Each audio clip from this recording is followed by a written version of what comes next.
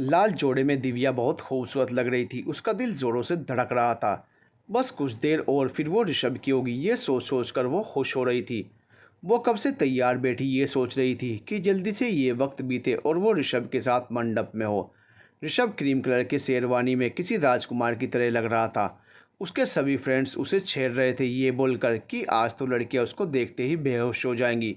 ऋषभ भी बहुत खुश था। तभी उसके फ़ोन पर एक मैसेज आता है जिसे पढ़कर उसके चेहरे का रंग बदल जाता है। जिस चेहरे पर अभी मुस्कान थी, अब उस पर चिंता की लकीरें साफ नज़र आ रही थी। मैसेज पढ़कर वो परेशान हो जाता है। वो अपने दोस्तों से कुछ इम्पोर्टेंट वर्क है, बस अभी आता हूँ बोलकर कहीं चला जाता है। इधर सिम्मी हॉल में सोफे पर बैठी कुछ सोच रही थी। तभी ऋषभ गुस्से से उसका नाम लेते हुए आता है। ऋषभ को अपने घर आया देखकर सिम्मी खुश भी होती है और हैरान भी। ऋषभ सिम्मी के पास आकर गुस्से से उसका गला पकड़ लेता है। इस वक्त वो बहुत गुस्से में लग रहा था। ऐसा लग रहा था कि वो आज सिम्मी को जान से मार देगा। सिम्मी को सांस लेने में तकलीफ होने लगती है। वो अपने आप को ऋषभ की पकड़ से छुड़ाने की कोशिश करती है पर नाकाम रहती है। ऋषभ झटके से सिम्मी को छोड़ता है जिससे सिम्मी फर्श पर गिर जाती है और ज़ोर ज़ोर से सांस लेने लगती है और गुस्से से ऋषभ को देखने लगती है। ऋषभ सिम्मी के पास जाकर गुस्से से सिम्मी के बाल पकड़ लेता है जिससे सिम्मी को दर्द होता है। उसके मुंह से आह निकलती है। ऋषभ अपनी पकड़ मजबूत करते हुए कहता है, और कितना गिरोगी सिम्मी? पहले जो तुमने किया उसके लिए मैं तुमसे नफरत करता हूँ, लेकिन आज जो तुमने किया है उसके लिए मेरा दिल करता है कि मैं तुम्हें जान से मार दूँ। सिम्मी अपने आप को छुड़ाने की कोशिश करते हुए हैरान होकर ऋषभ को देखती रहती है। उसे समझ नहीं आता कि ऋषभ किस बारे में बात कर रहा है। उसने ऐसा भी क्या कर दिया जिससे ऋषभ इतने गुस्से में है? ये क्या कह रहे हो ऋषभ? छोड़ो, मुझे दर्द हो रहा है। ओह, तो तुम्हें दर्द भी होता है? और उसका क्या जो दर्द तुमने मुझे दिया है? ऋषभ चिल्लाते हुए बोलता है। क्या किया है मैंने जो तुम मुझ पर इतना गुस्सा हो रहे हो? सिम्मी ने पूछा। ओह, तो तुम्हें नहीं पता तुमने क्या किया है? तुम्हारी हिम्मत कैसे हुई मेरे दादू को किडनैप करने की? इस वक्त ऋषभ की आंखें गुस्से से लाल हो रही थी। उसने सिम्मी को घूरते हुए कहा, तुम्हारा दिमाग खराब है? तुम कैसे बोल सकते हो कि तुम्हारे दादू को किडनैप मैंने किया है? सिम्मी ने ऋषभ को धक्का देते हुए कहा। ऋषभ अपने फ़ोन में एक वीडियो प्ले करके सिम्मी को दिखाता है जिसमें उसके दादू राजेश्वर जी को दो नकाबपोश लोगों ने बांध रखा था। फिर ऋषभ एक मैसेज सिम्मी को दिखाता है जिस पर लिखा होता है, ऋषभ तुम ये शादी नहीं कर सकते, तुम सिर्फ मेरे हो। अगर तुमने दिव्या से शादी की तो मैं तुम्हारे दादू को मार दूंगी। तुम्हारी सिम्मी। सिम्मी वो मैसेज पढ़कर हैरान हो जाती है और ऋषभ को देखने लगती है। वो अपने मन में, ऐसा कैसे हो सकता है? मैंने तो कुछ किया ही नहीं है, फिर ये सब। वह ऋषभ को फ़ोन फेंकते हुए ऋषभ सिम्मी कुछ बोलती उससे पहले ऋषभ सिम्मी को खींचकर एक थप्पड़ मारता है। मेरा फ़ोन तोड़ देने से तुम सच को छुपा नहीं सकती हो। बताओ मुझे कहाँ है मेरे दादू? ये सब करके अगर तुम्हें लगता है कि मैं तुमसे शादी करूँगा तो तुम गलत हो, ऋषभ ने गुस्से से कहा। इधर सब लोग ऋषभ के लिए परेशान हो रहे थे कि वो अचानक से कहाँ चला गया। विजय जी और दिव्या उसका फ़ोन ट्राई कर रहे थे पर उसका फ़ोन स्विच ऑफ बता रहा था। दिव्या को बहुत घबराहट महसूस हो रही थी। उसे ऐसा लग रहा था जैसे कुछ बुरा होने वाला हो। वो अपने आप से बोल रही थी, कहाँ हो ऋषभ? प्लीज़ जल्दी से आ जाओ। ऋषभ के थप्पड़ मारने से सिम्मी का सर घूम जाता है। वो अपने आप को संभालती है और अपने मन में सोचती है, सिम्मी अगर इसे लगता है कि इसके दादू को तूने किडनैप किया है तो यही सही। तुझे इस मौके का फ़ायदा उठाना चाहिए ऋषभ को अपना बनाने के लिए। वो हंसते हुए ऋषभ के पास जाती है और बोलती है, नहीं बताती, बोलो क्या करोगे? मुझे जान से मारोगे? लो मार लो, तुम्हारे लिए ये जान भी हाजिर है। बोलकर सिम्मी ऋषभ का हाथ पकड़कर अपने गले पर रख देती है। देखो सिम्मी, मेरे पास टाइम नहीं है, दिव्या मेरा वेट कर रही है। प्लीज़ मैं तुम्हारे हाथ जोड़ता हूँ, मेरे दादू को छोड़ दो। ये बोलते वक्त ऋषभ की आंखों में नमी आ जाती है। वह अपने दादू से बहुत प्यार करता था, उनको किसी भी तकलीफ़ में कैसे देख सकता था। ठीक है ऋषभ, मैं दादू को छोड़ दूंगी, तुम मुझसे शादी कर लो, सिम्मी ने ऋषभ का हाथ पकड़ते हुए कहा। ऋषभ अपना हाथ झटकते हुए बोला, मैं मरना पसंद करूंगा पर तुमसे शादी कभी नहीं। सोच लो ऋषभ, तुम्हें अपनी खुशी ज़्यादा प्यारी है या अपने दादू की जान? तुम अच्छे से जानते हो कि मैं कुछ भी कर सकती हूँ, कुछ भी, सिम्मी ने ऋषभ को धमकी देते हुए कहा। कुछ देर बाद अग्नि कुंड में आग जल रही थी। उसके ठीक सामने सिम्मी और ऋषभ बैठे थे। जहाँ ऋषभ गुस्से में वहीं सिम्मी बहुत खुश नज़र आ रही थी। पंडित जी मंत्र पढ़ रहे थे और दोनों को आश्चर्य से देख रहे थे। वैसे तो मंदिर में कई बार उन्होंने बहुत से जोड़ों की शादी करवाई थी पर सिम्मी और ऋषभ को देखकर उन्हें कुछ अजीब सा लग रहा था। पर इससे उन्हें क्या, उन्हें तो बस शादी करवाने से मतलब था। सिम्मी रेड बनारसी साड़ी में सजी हुई बैठी थी और अपने मन में बोल रही थी, ओह गॉड, आज मैं बहुत खुश हूँ, फाइनली मैंने ऋषभ को पा लिया। ऋषभ अपने मन में बोलता है, सॉरी दिव्या, मुझे माफ़ कर देना। मैंने तुमसे तुम्हारी सबसे बड़ी खुशी छीन ली, पर मैं मजबूर हूँ। मुझे दादू के लिए ये करना ही होगा। मंदिर के पास से एक ऑटो गुजर रहा था जिसमें गाना बज रहा था, आँखियाँ मिला के चन्ना पावे ना जुदाई वे, आँखियाँ मिला के चन्ना पावे ना जुदाई वे, न तारे मैनू सारी खुदाई वे, आँखियाँ मिला के। पंडित जी सिम्मी और ऋषभ को फेरे लेने के लिए बोलते हैं। सिम्मी और ऋषभ फेरे लेने लगते हैं। 7 फेरे लेने के बाद पंडित जी ऋषभ को सिंदूर और मंगलसूत्र पहनाने के लिए बोलते हैं। ऋषभ सिम्मी को मंगलसूत्र पहना देता है, फिर अपनी मुट्ठी में सिंदूर भरकर गुस्से से सिम्मी की मांग भरता है। वो नफरत भरी नजरों से सिम्मी को देख रहा था। वहीं सिम्मी अपनी मांग में ऋषभ के नाम का सिंदूर लगाकर खुश थी। उसकी ख्वाहिश पूरी हो चुकी थी। आज से आप दोनों पति पत्नी हुई है। बोलते हुए पंडित जी दोनों को आशीर्वाद देते हैं और चले जाते हैं। इधर शादी का मुहूर्त बीत चुका था, पर ऋषभ का कुछ पता नहीं चल रहा था। दिव्या बहुत रो रही थी इस तरह ऋषभ के गायब होने पर। विजय जी और आरती जी भी परेशान थे कि ऋषभ अपनी शादी छोड़कर कहाँ गया। सबसे ज़्यादा तो घबराए हुए अमर जी और कमला जी थे। उन्हें डर था कि कहीं इन सब में सिम्मी का हाथ ना हो। उन्होंने कई बार सिम्मी को कॉल किया, लेकिन उसका फ़ोन स्विच ऑफ था। पता नहीं ऋषभ कहाँ चला गया। कहीं ऐसा तो नहीं कि ऋषभ किसी मुसीबत में हो। हमें पुलिस में कंप्लेन करनी चाहिए, आरती जी ने चिंता जताते हुए कहा।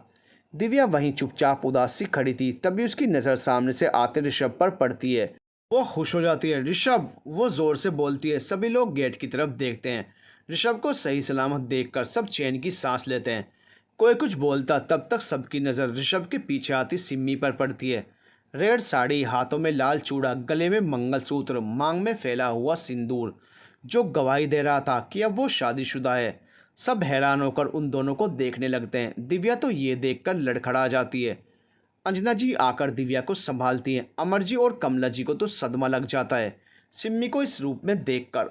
वहीं अनुपमा देवी स्थिति को समझने की कोशिश कर रही थी। ये सब क्या है ऋषभ? बेटा तुम सिम्मी के साथ, क्या तुमने सिम्मी से शादी कर ली? आरती जी ने घबराते हुए कहा। ऋषभ कुछ नहीं बोलता। उसके चुप रहने पर आरती जी चिल्लाते हुए बोलती हैं, तुम कुछ बोलते क्यों नहीं? मैं तुमसे कुछ पूछ रही हूँ। ऋषभ सबको सब कुछ सच बताना चाहता था, पर अभी माहौल को देखकर वो चुप हो जाता है। उसने कॉल करके वहाँ से मीडिया वालों को भी हटवा दिया था, जिससे उसकी फैमिली की बदनामी ना हो, क्योंकि मीडिया वाले बातों को मिर्च मसाला लगाकर सुनाते हैं। मॉम मैं सब कुछ बताऊंगा, पर प्लीज़ इसके बारे में हम थोड़ी देर में बात करते हैं। आप सभी मेहमानों को जाने के लिए बोल दीजिए। ये बोलकर ऋषभ दिव्या के पास जाने लगता है। ऋषभ को अपनी तरफ आते हुए देखकर दिव्या वहाँ से भागकर अपने रूम में चली जाती है और रोने लगती है। ऋषभ ने दिव्या के कंधे पर हाथ रखते हुए कहा, उसे पता था दिव्या को उसने बहुत दर्द दिया है, उसके भरोसे को तोड़ा है, जिसकी कोई माफ़ी नहीं है। ऋषभ कुछ और बोलता तब तक दिव्या पलटती है और ऋषभ के गाल पर एक थप्पड़ मारती है और गुस्से से ऋषभ को देखने लगती है। दिव्या का दिल टूट चुका था। ऋषभ के साथ सिम्मी को देखकर, उसकी मांग में सिंदूर देखकर दिव्या लगभग सब समझ रही थी। वो गुस्से में ऋषभ को मारे जा रही थी। फिर वो घुटनों पर बैठकर रोने लगती है। क्यों ऋषभ, क्यों? तुमने मेरे साथ ऐसा क्यों किया? क्या कमी थी मेरे प्यार में? शादी का वादा मेरे साथ और शादी किसी और के साथ। बोलो ऋषभ, तुम्हारी चुप्पी मेरी जान ले लेगी। ऋषभ। ऋषभ दिव्या को पकड़कर खड़ा करता है और उसे गले से लगा लेता है। दिव्या ऋषभ के गले लगे हुए ज़ोर ज़ोर से रोने लगती है। प्लीज़ दिव्या चुप हो जाओ, मैं तुम्हारा दर्द समझ सकता हूँ। मैं तुम्हें कैसे बताऊँ कि मेरी क्या मजबूरी थी। पता नहीं तुम समझोगी या नहीं। मैंने तुम्हें कोई धोखा नहीं दिया है। धोखा तो मेरे साथ हुआ है, जिसकी तकलीफ़ सारी ज़िंदगी रहेगी। ऋषभ ने बेबसी से कहा। दिव्या ऋषभ से दूर होते हुए बोली, नहीं ऋषभ, तुम मेरा दर्द, मेरी तकलीफ़ नहीं समझ सकते। उस सिम्मी को तुम्हारी पत्नी के रूप में देखकर जितनी तकलीफ़ मुझे हुई है, वह मैं शब्दों में बयान नहीं कर सकती। जो सिंदूर मेरी मांग में सजने वाला था, जो अधिकार मुझे मिलने वाला था, वो सिंदूर, वो अधिकार, तुम्हारी पत्नी कहलाने का अधिकार, तुमने उस सिम्मी को दे दिया। मैं तुम्हें कभी माफ़ नहीं करूँगी ऋषभ, कभी नहीं। ये बोलते हुए दिव्या ऋषभ की पूरी बात सुने बिना वहाँ से चली जाती है। ऋषभ आंखों में आंसू लिए वहीं खड़ा रह गया। दिव्या ने जो भी कहा सही तो कहा था। उसे समझ नहीं आ रहा था कि वो क्या करे, क्योंकि जितनी तकलीफ़ में दिव्या थी उतनी ही तकलीफ़ में वो भी था। अगर दिव्या के साथ गलत हुआ था तो गलत उसके साथ भी हुआ था। इधर अमर ठाकुर सिम्मी के पास आकर उसका हाथ पकड़ते हुए खींचकर एक साइड में ले जाते हैं। उनके पीछे कमला जी और अनुपमा देवी भी आ जाती हैं। अमर ठाकुर गुस्से में बोलते हैं, ये सब क्या है सिमू? तुम ऋषभ के साथ और तुम्हारी मांग में सिंदूर, ये सब क्या है? डैड, आप जैसा सोच रहे हैं बिल्कुल वैसा ही है। ऋषभ ने मुझसे शादी कर ली, या फिर बोले तो मैंने ऋषभ से शादी कर ली। ये बोलते वक्त सिम्मी का चेहरा खुशी से चमक रहा था। अनुपमा देवी को तो कुछ समझ ही नहीं आ रहा था कि माजरा क्या है। वहीं अमर ठाकुर और कमला जी सिम्मी की बात सुनकर शौक हो जाते हैं। अमर ठाकुर समझ जाते हैं कि ज़रूर सिम्मी ने ही कुछ किया है। वो गुस्से से खींचकर एक थप्पड़ सिम्मी को मारते हैं। थप्पड़ लगने पर सिम्मी अपने गाल पर हाथ रखकर हैरानी से अमर ठाकुर को देखने लगती है, क्योंकि आज से पहले उसके डैड ने कभी उस पर हाथ नहीं उठाया था। तुम अपने जुनून में इतनी अंधी हो जाओगी, हमने कभी सोचा नहीं था। अपने जुनून में तुमने सबकी ज़िंदगी बर्बाद कर दी। हमारे प्यार का, हमारी परवरिश का ये सिला दिया तुमने। मैंने तुमसे बोला था ना कि ऐसा कोई काम मत करना जिससे अमर ठाकुर भूल जाए कि उसकी कोई बेटी है। आज तुमने वही किया है। आज के बाद तुम मर गई हमारे लिए, अमर ठाकुर ने गुस्से में कहा। ये सब बोलते हुए वो रो रहे थे। आखिर जिस औलाद को उन्होंने प्यार से पाला पोसा, उसी औलाद की नज़रों में उनके प्यार और उनके सम्मान का कोई महत्व नहीं था। सिम्मी ने अपने जुनून और अपने परिवार में से अपने जुनून को चुना था। डैड, सिम्मी ने रोते हुए कहा। फिर वो अनुपमा देवी और कमला जी की तरफ देखने लगी कि शायद वो दोनों उसका पक्ष लें, पर वो दोनों बस रोते हुए सिम्मी को देखती रही, क्योंकि इस बार सिम्मी ने बहुत बड़ी गलती की थी जिसकी कोई माफ़ी नहीं थी। अमर ठाकुर सिम्मी को घूरते हुए कमला जी और अनुपमा देवी को साथ लेकर वहाँ से चले गए और सिम्मी बस उन्हें जाते हुए देखती रह गई। ये सब क्या हो गया? हमने क्या क्या सोचा था और हुआ क्या? मुझे तो कुछ समझ नहीं आ रहा है कि आखिर हुआ क्या है। आरती जी ने परेशान होते हुए कहा। समझ तो हमें भी नहीं आ रहा है। सब कुछ कितना अच्छा चल रहा था, सब कितने खुश थे, अचानक से ये सब। मैं अनुभव को क्या जवाब दूंगा? विजय ने अपना सर पकड़ते हुए कहा। तभी ऋषभ बाहर आता है। सभी उसे देखने लगते हैं। वो थके हुए कदमों से बाहर जाने लगता है। लाचारी और बेबसी उसके चेहरे पर साफ दिख रही थी। ऋषभ, आरती जी ने कहा। उनकी आवाज़ पर ऋषभ ने बिना पलटे हुए कहा, मॉम हम घर पर चलकर बात करते हैं। और वो वहाँ से चला जाता है। ऋषभ के जाने पर आरती जी और विजय जी सिम्मी को देखने लगते हैं। उन्हें समझ नहीं आ रहा था कि वो क्या करें। चूँकि सिम्मी अब ऋषभ की पत्नी थी, इसलिए वो उसको अकेला भी नहीं छोड़ सकते थे। इसलिए वो सिम्मी को साथ लेकर देशमुख विला के लिए निकल जाते हैं। इधर ऋषभ एक सुनसान सड़क पर कार रोककर दिव्या को कॉल करता है, पर हर बार की तरह दिव्या उसका कॉल कट कर रही थी। ऋषभ ने दिव्या को मैसेज भी किया, लेकिन कोई फ़ायदा नहीं हुआ। दिव्या ने मैसेज का कोई जवाब नहीं दिया। इधर दिव्या अपने कमरे में बैठी हाथ में फ़ोन को देखते हुए रो रही थी। वो फ़ोन को फेंकते हुए बोली, क्यों क्यों, आखिर ये सब मेरे साथ क्यों हुआ? जब से होश संभाला तब से सिर्फ तुमसे प्यार किया, तुमसे शादी करने के सपने देखे। क्यों तुमने मेरा सपना तोड़ दिया? तुमने मेरे साथ ऐसा क्यों किया? वो रोते रोते फर्श पर लेट जाती है। इधर ऋषभ अपना सर पकड़कर गुस्से में चिल्लाते हुए, दिव्या प्लीज़ एक बार मेरी बात सुन लो। वो गुस्से से हाथ मारता है और उसका हाथ एफएम पर लगता है, जिससे उसमें सॉन्ग प्ले हो जाता है। प्यार है या सज़ा, ए मेरे दिल बता, टूटता क्यों नहीं दर्द का सिलसिला। इस प्यार में हो कैसे कैसे इम्तिहान, ये प्यार लिखे कैसी कैसी दास्तां। या रब्बा दे दे कोई जान भी अगर, दिल भर पे हो ना दिल भर पे हो ना कोई असर हो। या रब्बा दे दे कोई जान भी अगर, दिल भर पे हो ना दिल भर पे हो ना कोई असर। इधर सिम्मी कार में बैठी हुई घबराते हुए कुछ सोच रही थी। ऋषभ को लगता है कि उसके दादू का किडनैप उसने किया है और उसने ऋषभ से शादी भी कर ली, कि वह शादी के बाद उसके दादू को छोड़ देगी। अब उसको टेंशन इस बात की है कि उसे खुद नहीं पता था कि राजेश्वर जी का किडनैप किसने किया है। अब तो सच ऋषभ के सामने आ जाएगा, और अगर राजेश्वर जी को कुछ हो गया तो ये सोचकर ही सिम्मी की रूह कांप गई। भले ही उसने उनका किडनैप ना किया हो, पर ऋषभ की नज़रों में तो वही किडनैपर है। पापा से हम क्या कहेंगे? वह तो ऋषभ की शादी को लेकर बहुत खुश थे। वो तो अच्छा हुआ कि तबीयत ख़राब होने पर वह घर चले गए थे, नहीं तो ये सब देखकर उन्हें पता नहीं कितनी तकलीफ़ होती।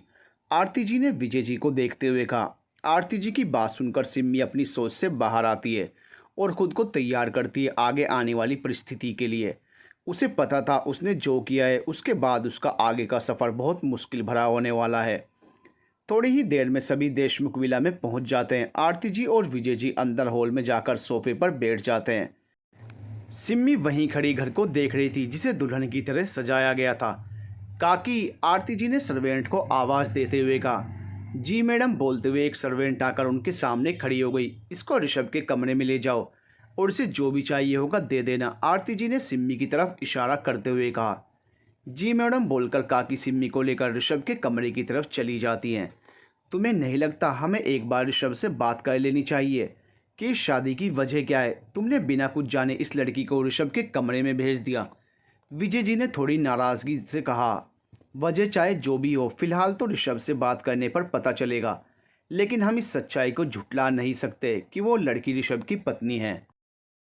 आरती जी ने कहा और विजय जी को देखने लगी। विजय जी ने ना कुछ बोलना ही बेहतर समझा। अब वह ऋषभ से सब सच जानना चाहते थे।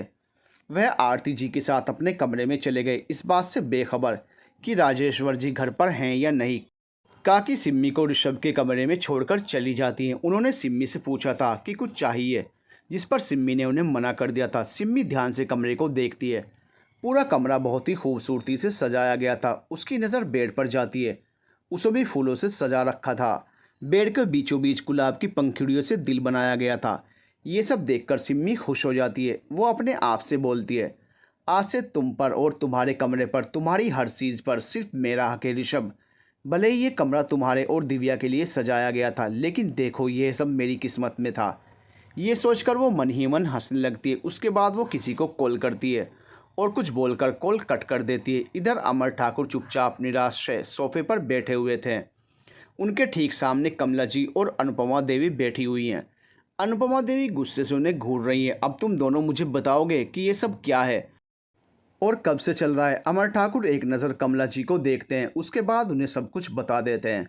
सब कुछ जानने के बाद अनुपमा देवी हैरान हो जाती हैं। वह गुस्से से बोलती हैं, इतनी बड़ी बात हो गई और तुम दोनों ने मुझे कुछ बताना भी ज़रूरी नहीं समझा। माँ, हमने सोचा था कि हम सिम्मी को समझाकर अपनी तरफ से हैंडल कर लेंगे, पर अफसोस हम ऐसा नहीं कर पाए और आपकी तबीयत भी ख़राब चल रही थी, इसलिए हमने आपको परेशान नहीं किया। अमर ठाकुर ने सर झुकाए हुए कहा, देख लिया तुम दोनों ने ज़्यादा लाड़ प्यार का नतीजा। किसी को मुंह दिखाने लायक नहीं छोड़ा इस लड़की ने। मैंने कहा था कि उसकी गलती पर पर्दा मत डाला करो। किसी दिन ऐसी गलती करेगी कि कोई उसे माफ़ नहीं कर पाएगा। पर नहीं, तुम दोनों तो संतान मोह में क्या सही है क्या गलत देख ही नहीं पाए। माँ बाप का फ़र्ज़ होता है कि जब बच्चे गलती करें तो उन्हें डांटें, उन्हें समझाएं कि वह फिर से गलती ना करें। पर तुम दोनों ने क्या किया, उसकी गलतियों को नज़रअंदाज करते रहे। उसने अपने स्वार्थ में कितनों की ज़िंदगी बर्बाद कर दी। फिर वह रोते हुए बोली, वह जैसी भी है अपनी औलाद है, हम तो उसे बद्दुआ भी नहीं दे सकते। फिर अपने दोनों हाथ जोड़ते हुए बोली, बस भगवान से यही प्रार्थना है कि जल्दी ही उसे अपनी गलतियों का एहसास हो जाए और वह सही रास्ते पर आ जाए। उसकी बात सुनकर अमर ठाकुर खड़े हो जाते हैं और गुस्से से बोलते हैं, बस माँ, अब से उस लड़की का नाम इस घर में नहीं लिया जाएगा, नहीं तो मुझसे बुरा कोई नहीं होगा। फिर वे वहाँ से चले जाते हैं। उनकी बात सुनकर कमला जी रोने लगती हैं। अनुपमा देवी उनको गले लगाकर चुप करने लगती हैं। वह भी मजबूर थी। इस बार वह भी सिम्मी को माफ़ नहीं करने वाली थी। देशमुख विला में सिम्मी इधर से उधर चक्कर काटते हुए सोच रही थी, ऋषभ अभी आता होगा, अगर उसने दादू के बारे में पूछा तो मैं क्या कहूँगी। मुझे तो समझ नहीं आ रहा है उनका किडनैप किया किसने, वो भी मेरे नाम से। ओ गॉड, क्या करूँ मैं। थोड़ी देर बाद ऋषभ की कार देशमुख विला में एंटर करती है। वह थके हुए कदमों से विला में एंटर करता है। वह एक नज़र पूरे घर पर डालता है। सुबह तक कितना खुशनुमा माहौल था और अब कैसी उदासी सी छाई हुई है। वह राजेश्वर जी के कमरे की तरफ बढ़ जाता है। वहां पहुंचकर वह दरवाजे पर हाथ रखता है तो दरवाज़ा अपने आप खुल जाता है। वह अंदर जाता है तो देखता है कि राजेश्वर जी बेड पर सो रहे हैं। उनको सही सलामत देखकर ऋषभ के दिल को सुकून मिलता है। वह उनके पैरों के पास जाकर बैठ जाता है। थैंक गॉड कि आप ठीक हैं दादू। मैं कितना घबरा गया था आपको उस हालत में देखकर। देखे ना, मेरी शादी सिम्मी से होते ही उसने आपको छोड़ दिया, पर उसने जो कुछ भी किया है उसकी कीमत तो उसे चुकानी ही होगी। उसकी ज़िंदगी नर्क से भी बदतर बना दूंगा मैं। फिर वह राजेश्वर जी को एक नज़र देखकर बाहर चला जाता है। इधर कमरे में सिम्मी लाल सुर्ख जोड़े में, जो उसने कॉल करके किसी से मंगवाए थे, पहनकर सुहाग की सेज पर बैठी हुई थी। वह बहुत खूबसूरत लग रही थी। एक बार कोई देख ले तो उस पर से उसकी नजरें ही ना हटें। थोड़ी ही देर में उसे किसी के कदमों की आहट सुनाई देती है। वह संभल कर बैठ जाती है। तभी कोई अंदर आता है और गुस्से में ज़ोर से दरवाज़ा बंद करता है। दरवाजे की ज़ोर से आवाज़ पर सिम्मी घबरा जाती है। वह उस ओर देखती है तो सामने ऋषभ खड़ा था। आज ऋषभ बहुत ही हैंडसम नज़र आ रहा था। सिम्मी की नज़र उससे हट ही नहीं रही थी। ऋषभ धीरे धीरे सिम्मी के पास आता है और चुपचाप खड़ा हो जाता है। इस वक्त उसके चेहरे पर गुस्सा साफ नज़र आ रहा था। तभी सिम्मी उठती है और दूध का गिलास लेकर ऋषभ के पास जाती है और पीने का इशारा करती है। ऋषभ उसकी बात को अनसुना करके बोलता है, बंद करो ये शराफत का दिखावा। तुम क्या हो मैं अच्छी तरह से जानता हूँ। आज सिर्फ तुम्हारी वजह से मेरा ये हाल है। तभी सिम्मी दूध का गिलास अपने मुंह से लगाकर सारा दूध एक ही सांस में पी जाती है और ज़ोर ज़ोर से हंसने लगती है। उसके इस तरह हंसने से ऋषभ को और तेज़ गुस्सा आ जाता है और वह सिम्मी से कहता है, तुमने जो मेरे साथ किया है उसके लिए मैं तुम्हें कभी माफ़ नहीं करूँगा। तुमने मेरे दादू को किडनैप किया, मुझे दिव्या से दूर किया और उसकी जगह खुद मेरी पत्नी बन गई। ये सब मैं कभी नहीं भूलूंगा। तुम्हें क्या लगता है कि तुम मुझसे धोखे से शादी कर लोगी तो मैं तुम्हें अपनी पत्नी मान लूँगा? कभी नहीं। ना तुम कभी मेरी पत्नी बन पाओगी, ना तुम्हें कभी मेरा प्यार मिलेगा। तुम जिंदगी भर मेरे प्यार के लिए तरसती रहोगी। शुक्र मनाओ कि तुमने दादू को सही सलामत घर छोड़ दिया, नहीं तो मैं तुम्हारी वो हालत करता कि तुम अपने आप को भूल जाती। लेकिन अब तुम तैयार रहना जीते जी नरक देखने के लिए। ये सजावट देखकर तुम्हें क्या लगता है मैं तुम्हारे साथ सुहागरात मनाऊंगा? अरे मैं तो तुम्हें छूना तो दूर देखूं भी ना। गुस्से से बोलते हुए ऋषभ वहाँ से चला जाता है। ऋषभ के जाने के बाद सिम्मी को ये जानकर सुकून मिलता है कि दादू सेफ है और घर पर हैं। फिर वो अपने आप से बोलती है, पा तो तुम्हें लिया है ऋषभ, बस तुम्हारा प्यार पाना बाकी है। वह भी तुम जल्दी ही मुझसे करोगे, देखती हूँ कब तक मुझसे दूर भागते हो।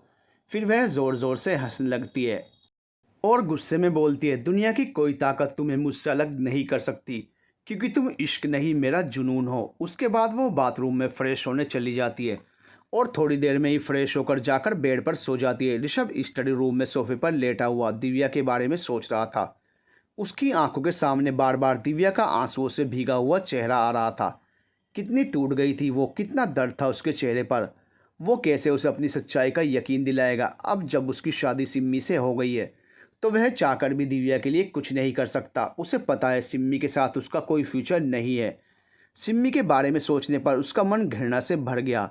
उसे सिम्मी से नफरत हो रही थी जिसने अपने स्वार्थ में उसकी ज़िंदगी बर्बाद कर दी थी।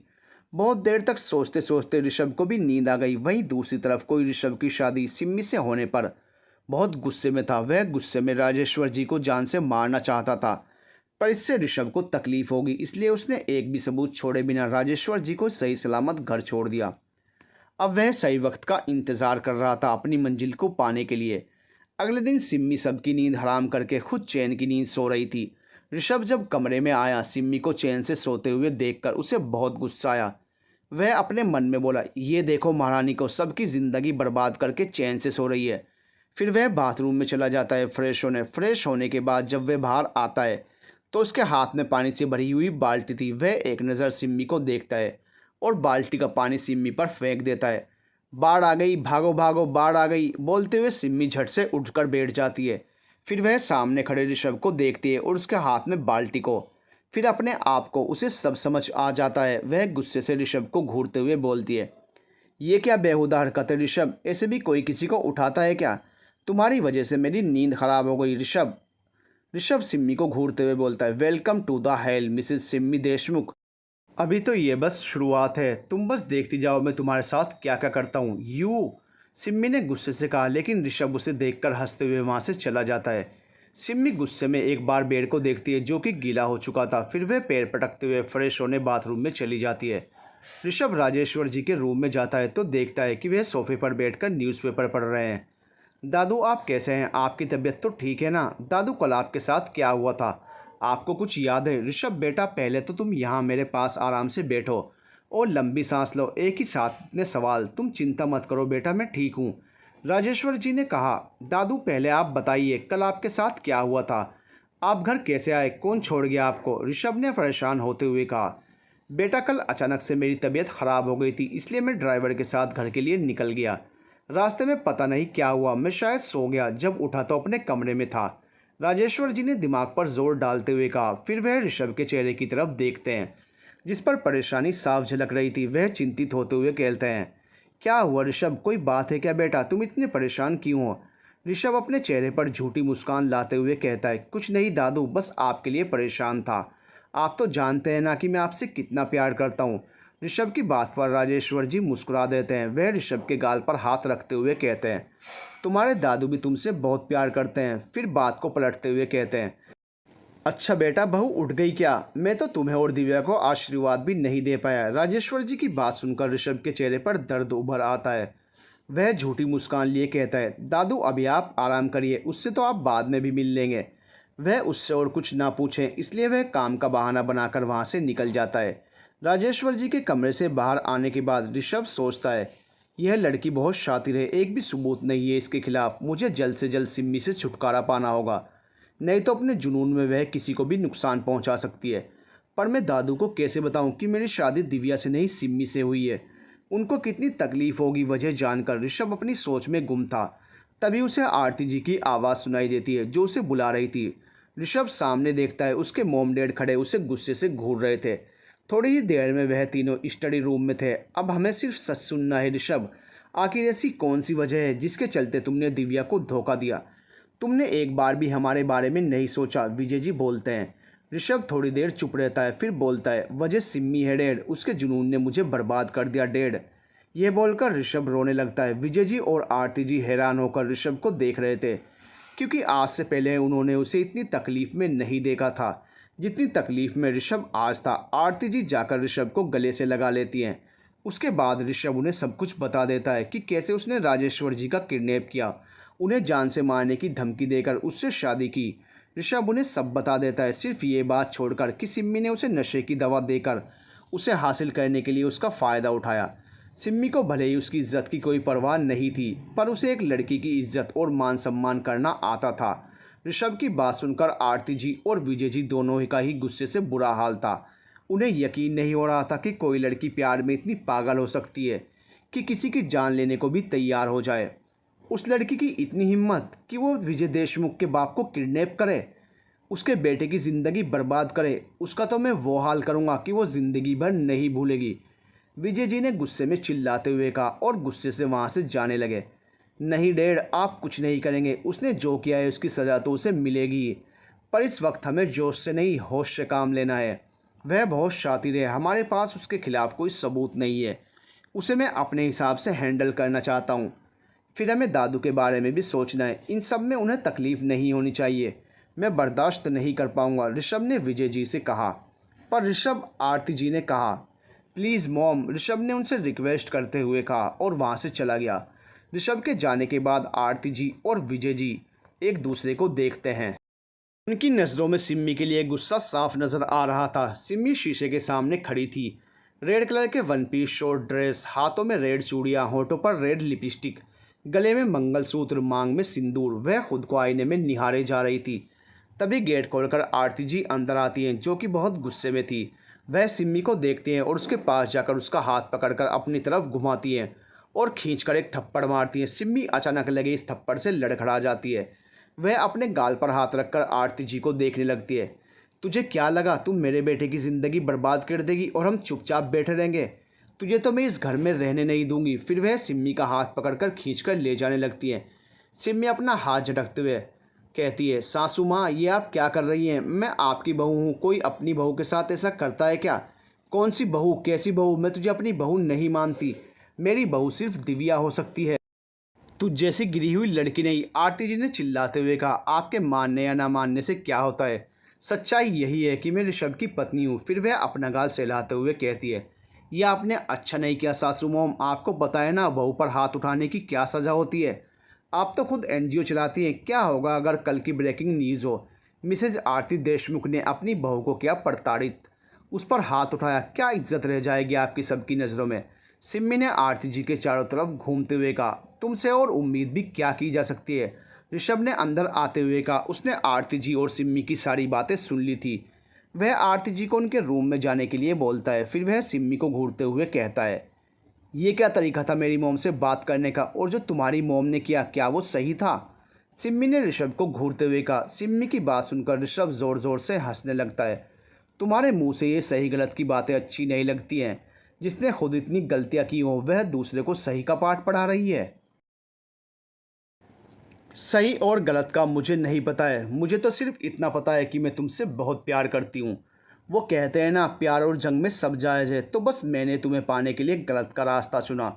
सिम्मी ने ऋषभ के पास जाते हुए कहा। फिर वह ऋषभ के चेहरे के पास अपना चेहरा करते हुए कहती है, मैं मानती हूँ ऋषभ, मैं गलत हूँ, तुम्हें पाने के लिए मैंने गलत तरीके अपनाए, लेकिन मेरा प्यार गलत नहीं है, मैं तुमसे सच्चा प्यार करती हूँ ऋषभ। देखना एक दिन तुम्हें भी मुझसे प्यार हो जाएगा, मेरा प्यार तुम्हें मुझसे प्यार करने के लिए मजबूर कर देगा। यह सिर्फ तुम्हारी सोच में होगा, हकीकत में कभी नहीं।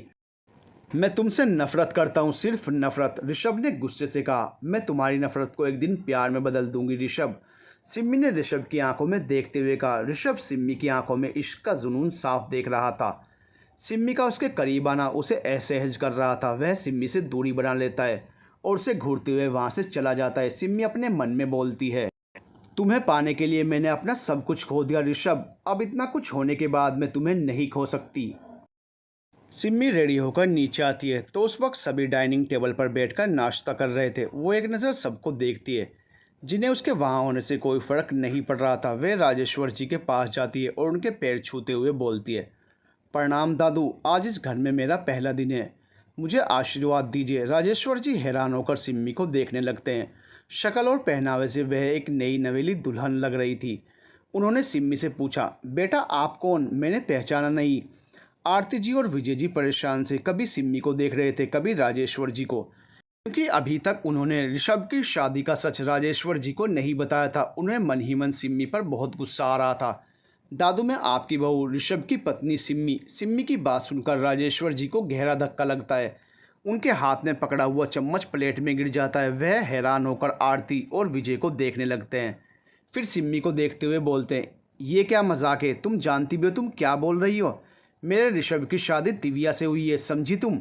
देखो लड़की, अगर ये कोई मजाक है तो बहुत बुरा मजाक है, इसके लिए मैं तुम्हें माफ़ नहीं करूँगा। ये सब बोलते हुए राजेश्वर जी गुस्से से काँप रहे थे। डैड प्लीज़ आप शांत हो जाइए, विजय जी ने राजेश्वर जी की ख़राब तबीयत को देखते हुए कहा। फिर आरती को कुछ इशारा किया और राजेश्वर जी के पास चले आए।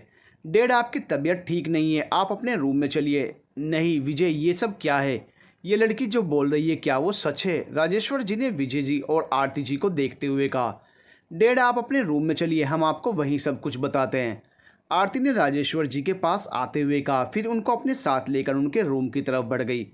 जाते जाते वह सिम्मी को घूर रही थी। विजय जी भी उनके पीछे राजेश्वर जी के रूम की तरफ बढ़ जाते हैं। सिम्मी मुस्कुराते हुए डाइनिंग टेबल पर बैठ जाती है और नाश्ता करने लगती है। तभी उसके पास मीत का कॉल आता है। वह कॉल को पिक करते हुए कहती है, हेलो हाय सिम्मी, कहाँ है आजकल, तेरा कुछ पता ही नहीं चल रहा है, आज कॉलेज भी नहीं आई, ना कोई कॉल ना कोई मैसेज, तू कहाँ है। अभी तुझे तेरे हर सवाल का जवाब मिलेगा, मैं कल कॉलेज आ रही हूँ, बोलकर सिम्मी मीत की बात सुने बिना कॉल कट कर देती है। मीत अपने फ़ोन को हाथ में लिए घूम रही थी। फिर रीत और अंकित को देखते हुए सिम्मी ने कॉल कट कर दिया। कल बोला है उसने कॉलेज आने के लिए, चलो हम सब चलते हैं लेक्चर अटेंड करने। उसकी बात सुनकर रीत और अंकित कुछ नहीं बोलते हैं और उसके साथ क्लासरूम में चल देते हैं। इधर सिम्मी रूम में आकर अपने घर पर कॉल कर रही थी, पर कोई भी उसका कॉल अटेंड नहीं कर रहा था। उसने बहुत बार ट्राई किया लेकिन कोई फ़ायदा नहीं हुआ। वह उदास होते हुए अपने आप से बोली, क्या आप लोग मुझसे इतना गुस्सा हैं कि मुझसे बात भी नहीं करना चाहते। मैं आप सबको बहुत मिस कर रही हूँ, मॉम डैड दादी। बोलते हुए सिम्मी की आंखों में आंसू आ जाते हैं। ओहो, तुम रोती भी हो क्या, मुझे लगा तुम्हें तो बस सबको रुलाना आता है, ऋषभ ने रूम में आते हुए कहा। सिम्मी जल्दी से अपने आंसू पोंछती है और ऋषभ से बोलती है, नहीं मैं रो नहीं रही हूँ, बस मॉम डैड की याद आ रही है इसलिए थोड़ा अपसेट हूँ। अच्छा अगर ऐसी बात है तो जाओ और मिल लो उनसे, ऋषभ ने सिम्मी पर तंज कसते हुए कहा। सिम्मी ऋषभ को देखती है, फिर उसके पास जाकर उसके गले में अपने दोनों हाथों को डालकर बोलती है, क्या बात है ऋषभ, आज तुम्हें मेरी बहुत चिंता हो रही है। ऋषभ झटके से सिम्मी को दूर करते हुए कहता है, तुम दूर से भी बात कर सकती हो, यूँ हर बार मेरे करीब मत आया करो, तुम्हारे छूने भर से मुझे अपने आप से नफरत होने लगती है। ये कैसी बातें कर रहे हो ऋषभ, हम पति पत्नी हैं, हमारा बंधन 7 जन्मों का है, इसलिए तुम पर मेरा पूरा हक है। सिम्मी ने मुस्कुराते हुए कहा, मैं नहीं मानता तुम्हें अपनी पत्नी, अरे मैं तो इस जन्म तुम्हें ना अपनाऊं, तुम 7 जन्मों की बात करती हो, ऋषभ ने गुस्से से सिम्मी को कहा। फिर वह गुस्से से वहाँ से चला गया। राजेश्वर जी चुपचाप बैठे हुए थे। ऋषभ और सिम्मी की शादी का सच जानकर उन्हें भी बहुत तकलीफ हुई थी। वह ऋषभ के लिए परेशान थे और सिम्मी के ऊपर गुस्सा। वहीं बैठे हुए आरती जी और विजय जी एक दूसरे को देख रहे थे। उन्होंने राजेश्वर जी को सच बता दिया था, पर सिर्फ इतना कि सिम्मी ने ऋषभ के प्यार में पागल होकर धोखे से शादी की है। अगर राजेश्वर जी को सब पता चल जाता कि ऋषभ ने उनको बचाने की खातिर सिम्मी से शादी करके अपनी पूरी ज़िंदगी बर्बाद कर ली है, तो उन्हें बहुत तकलीफ़ होती, क्योंकि वह ऋषभ से बहुत प्यार करते हैं और उसे किसी तकलीफ़ में नहीं देख सकते। हमें इस लड़की को ऋषभ से दूर करना होगा, क्योंकि यह शादी धोखे से हुई है। ऐसे में इस शादी के कोई मायने नहीं है। ऋषभ की खुशी दिव्या के साथ है, ना कि उस लड़की के साथ। राजेश्वर जी ने गुस्से से कहा, चाहते तो हम भी यही हैं डैड। हम ऋषभ को खुश देखना चाहते हैं, पर हमें समझ नहीं आ रहा कि हम क्या करें। आरती जी ने परेशान होते हुए कहा, तुम चिंता मत करो बेटा, हम मिलकर कोई ना कोई हल निकाल ही लेंगे। तब तक के लिए हमें उस लड़की को बर्दाश्त करना होगा। राजेश्वर जी ने कुछ सोचते हुए कहा, जी डैड, अब आप आराम करिए, हम चलते हैं।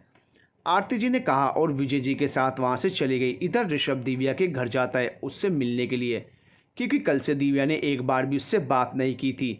जैसे ही वह अंदर जाता है उसकी नज़र सोफे पर परेशान से बैठे हुए राजवीर जी और प्रियांशी जी पर जाती है। वह दोनों दिव्या के लिए दुखी थे। कहाँ कल तक दिव्या की विदाई के सपने देखे थे, आज उनके दिल टूटने का मातम मना रहे थे। वह जानते हैं कि दिव्या ऋषभ से बहुत प्यार करती है, उसके बिना जी नहीं सकती। उन्हें समझ नहीं आ रहा था कि वह दिव्या को कैसे दिलासा दें। ऋषभ सीधे दिव्या के रूम की तरफ बढ़ जाता है। तभी राजवीर जी की नज़र ऋषभ पर पड़ती है। वह ऋषभ को रोकते हुए कहते हैं, रुको ऋषभ, वहाँ कहाँ जा रहे हो? अंकल, मुझे दिव्या से मिलना है। कैसी है वो? कल से मेरा कॉल भी अटेंड नहीं कर रही है, मैं उससे मिलकर आता हूँ, ऋषभ ने कहा और वहाँ से जाने लगा। रुको, कोई ज़रूरत नहीं है उससे मिलने की। मेरी बेटी की ज़िंदगी बर्बाद करके अब क्या करने आए हो यहाँ? तुमने तो शादी कर ली, लेकिन मेरी बेटी का क्या, उसका क्या दोष था जो तुमने उसको धोखा दिया? प्रियांशी जी ने चिल्लाते हुए कहा, आंटी प्लीज़ समझने की कोशिश करिए। आप सब जैसा समझ रहे हैं वैसा कुछ नहीं है। प्लीज़ आंटी, मुझे एक बार बस दिव्या से मिल लेने दीजिए, मैं उसे सब कुछ सच बताना चाहता हूँ, ऋषभ ने प्रियांशी जी से रिक्वेस्ट करते हुए कहा। तुम्हारी वजह से हमारी बेटी पहले ही बहुत तकलीफ़ में है, हम उसे और तकलीफ़ में नहीं देखना चाहते, इसलिए बेहतर यही होगा कि तुम यहाँ से चले जाओ, राजवीर जी ने गुस्से में कहा। शोर सुनकर दिव्या अपने रूम से बाहर आती है तो देखती है कि नीचे हॉल में ऋषभ और उसके मॉम डैड किसी बात पर बहस कर रहे हैं। तभी ऋषभ की नज़र ऊपर खड़ी दिव्या पर पड़ी। वह नीचे से ही, दिव्या मुझे तुमसे बात करनी है, प्लीज़ अंकल आंटी से बोलो ना कि वह मुझे ऊपर जाने दें। ऋषभ को अपने घर देखकर दिव्या को खुशी होती है। उसका मन करता है कि वो दौड़कर ऋषभ के पास जाए और उसको गले से लगा ले, पर यह याद आते ही कि ऋषभ ने उसे छोड़कर सिमी से शादी कर ली है, वह नफरत से भर जाती है और ज़ोर से चिल्लाते हुए कहती है, यहाँ से चले जाओ ऋषभ, मुझे तुमसे कोई बात नहीं करनी है और ना ही तुम्हारी शक्ल देखनी है। फिर वह रोते हुए अपने रूम में चली जाती है और गेट बंद कर लेती है। नीचे से ऋषभ दिव्या को आवाज़ देता रह जाता है, लेकिन राजवीर जी और प्रियांशी जी उसे जाने के लिए बोल देते हैं। ऋषभ उदास मन से एक बार दिव्या के रूम को देखते हुए वहाँ से चला जाता है और कार में बैठकर कहीं निकल जाता है। ऋषभ बहुत दुखी था, दिव्या उसकी बात सुनने को तैयार ही नहीं थी। वह अंदर ही अंदर घुट रहा था। वह अपना दर्द दिव्या के साथ बांटना चाहता था। वह बार में जाकर ड्रिंक करने लगता है। वैसे तो उसने कभी ड्रिंक किया नहीं था, लेकिन आज उसे अपना गम दूर करने के लिए ड्रिंक का सहारा लेना पड़ा था। उधर आरती जी और विजय जी परेशान से अपने रूम में बैठे हुए थे। आरती जी की बात की शुरुआत करते हुए कहती हैं, ऋषभ की शादी की बात सबको पता चल चुकी है, सभी मुझसे बहू की मुंह दिखाई के लिए बोल रहे थे। आप ही बताइए मैं क्या करूं, क्योंकि उस लड़की को मैं अपनी बहू नहीं मानती। ऐसे में उसको सबके सामने अपने बहू के रूप में इंट्रोड्यूस करवाने में मुझे बिल्कुल भी इंटरेस्ट नहीं है। तुम्हारी बात से मैं सहमत हूँ, पर सोसाइटी में हमारी जो रेपुटेशन है उसके लिए हमें यह करना होगा, ना चाहते हुए भी, विजय जी ने कहा। विजय जी की बात सुनकर आरती जी कुछ देर सोचती हैं, फिर बोलती हैं, आप सही बोल रहे हैं, पर मुझे उस लड़की से सख्त नफरत है। उसकी वजह से मेरे बेटे की ज़िंदगी बर्बाद हो गई। मैं उससे बात करती हूँ मुंह दिखाई की रस्म के लिए, पर प्लीज़ आप जल्द से जल्द उसे ऋषभ की ज़िंदगी से बाहर निकालने का कुछ उपाय सोचिए। ठीक है, फ़िलहाल तो तुम कल होने वाले फंक्शन पर ध्यान दो, सिम्मी के बारे में हम बाद में सोचेंगे, विजय जी ने आरती जी को देखते हुए कहा। विजय जी की बात पर आरती जी बस ठीक है बोलकर ऋषभ को फ़ोन करने लगती हैं, क्योंकि बहुत रात हो गई थी और ऋषभ अभी तक घर नहीं आया था। वह ऋषभ के लिए बहुत परेशान थी। ऋषभ जब घर आता है तब तक सब सो गए थे। वह लड़खड़ाते हुए अपने कमरे में जाता है तो देखता है कि सिम्मी जगी हुई है। सिम्मी को देखकर उसे गुस्सा आने लगता है। वह लड़खड़ाते हुए कदमों से सिम्मी की तरफ बढ़ जाता है। सिम्मी ऋषभ का वेट कर रही थी। कदमों की आहट होने पर वह ऋषभ की तरफ देखती है तो ऋषभ लड़खड़ाते हुए कदमों से उसी की तरफ आ रहा था। वह जल्दी से ऋषभ के पास जाती है और उसके पकड़ते हुए बोलती है, ये क्या है ऋषभ, तुमने ड्रिंक की है? तुम तो कभी ड्रिंक नहीं करते, फिर आज क्यों? ऋषभ सिम्मी को अपने से दूर करते हुए बोलता है, हाँ मैंने ड्रिंक की है, सब तुम्हारी वजह से, तुमने मेरी ज़िंदगी बर्बाद कर दी। दिव्या मेरी बात नहीं सुनना चाहती है, तुम्हें पता है मैं कितनी तकलीफ़ में हूँ। नहीं, तुम्हें कैसे पता होगा, तुम्हें तो बस दूसरों को तकलीफ़ देने आता है, ऋषभ ने किसी तरह सिम्मी से लड़खड़ाती ज़ुबान में कहा। ऋषभ तुम अभी होश में नहीं हो, प्लीज़ तुम अभी रेस्ट करो। सिम्मी ने कहा और ऋषभ का हाथ पकड़कर उसे बेड की तरफ ले जाने लगी। ऋषभ अपना हाथ झटकते हुए बोलता है, खुश तो बहुत होगी तुम मुझे बर्बाद करके। फिर वो सिम्मी के पास जाते हुए कहता है, मुझे पाना चाहती थी ना तुम। फिर वह अपने दोनों हाथ सिम्मी की कमर में डालकर उसे अपने पास खींच लेता है। आओ तुम्हारी इच्छा मैं पूरी कर देता हूँ, ये बोलकर ऋषभ सिम्मी के चेहरे की तरफ झुकने लगता है। ऋषभ, ये तुम क्या कर रहे हो, अभी तुम होश में नहीं हो। सिम्मी ने ऋषभ को अपने से दूर करते हुए कहा। क्या हुआ सिम्मी, तुम्हें भी तो यही चाहिए था। फिर वह सिम्मी को बेड पर धक्का दे देता है और खुद सिम्मी के ऊपर आ जाता है। प्लीज़ ऋषभ छोड़ो मुझे, तुम सही नहीं कर रहे हो, सिम्मी ने रिक्वेस्ट करते हुए कहा। तुम मेरी पत्नी हो सिम्मी, तुमने ही तो कहा था। तो मैं तुम्हें पत्नी होने का अधिकार दे रहा हूँ, इसीलिए तो तुमने मुझसे शादी की है। ऋषभ ने गुस्से से सिम्मी को घूरते हुए कहा। नहीं ऋषभ, मैं तुमसे प्यार करती हूँ, मुझे सिर्फ तुम्हारा प्यार चाहिए। ऋषभ, तुम अभी होश में नहीं हो, इसलिए क्या सही है क्या गलत तुम्हें समझ नहीं आ रहा है। सिम्मी ने ऋषभ को देखते हुए कहा। ये सब बातें तुम्हारे मुंह से अच्छी नहीं लगती, ऋषभ ने कहा। फिर वह ज़बरदस्ती सिम्मी को किस करने लगा। सिम्मी उसे अपने से दूर करने की कोशिश करती है पर कर नहीं पाती। सिम्मी को किस करने के बाद ऋषभ सिम्मी की गर्दन पर किस करने लगता है। सिम्मी बस अपने आप को ऋषभ से छुड़ाने में लगी हुई थी, पर सिम्मी पर ऋषभ की पकड़ बहुत मजबूत थी, इसलिए सिम्मी के सारे प्रयास असफल हो रहे थे। ऋषभ फिर से सिम्मी के होंठों की तरफ बढ़ने लगता है।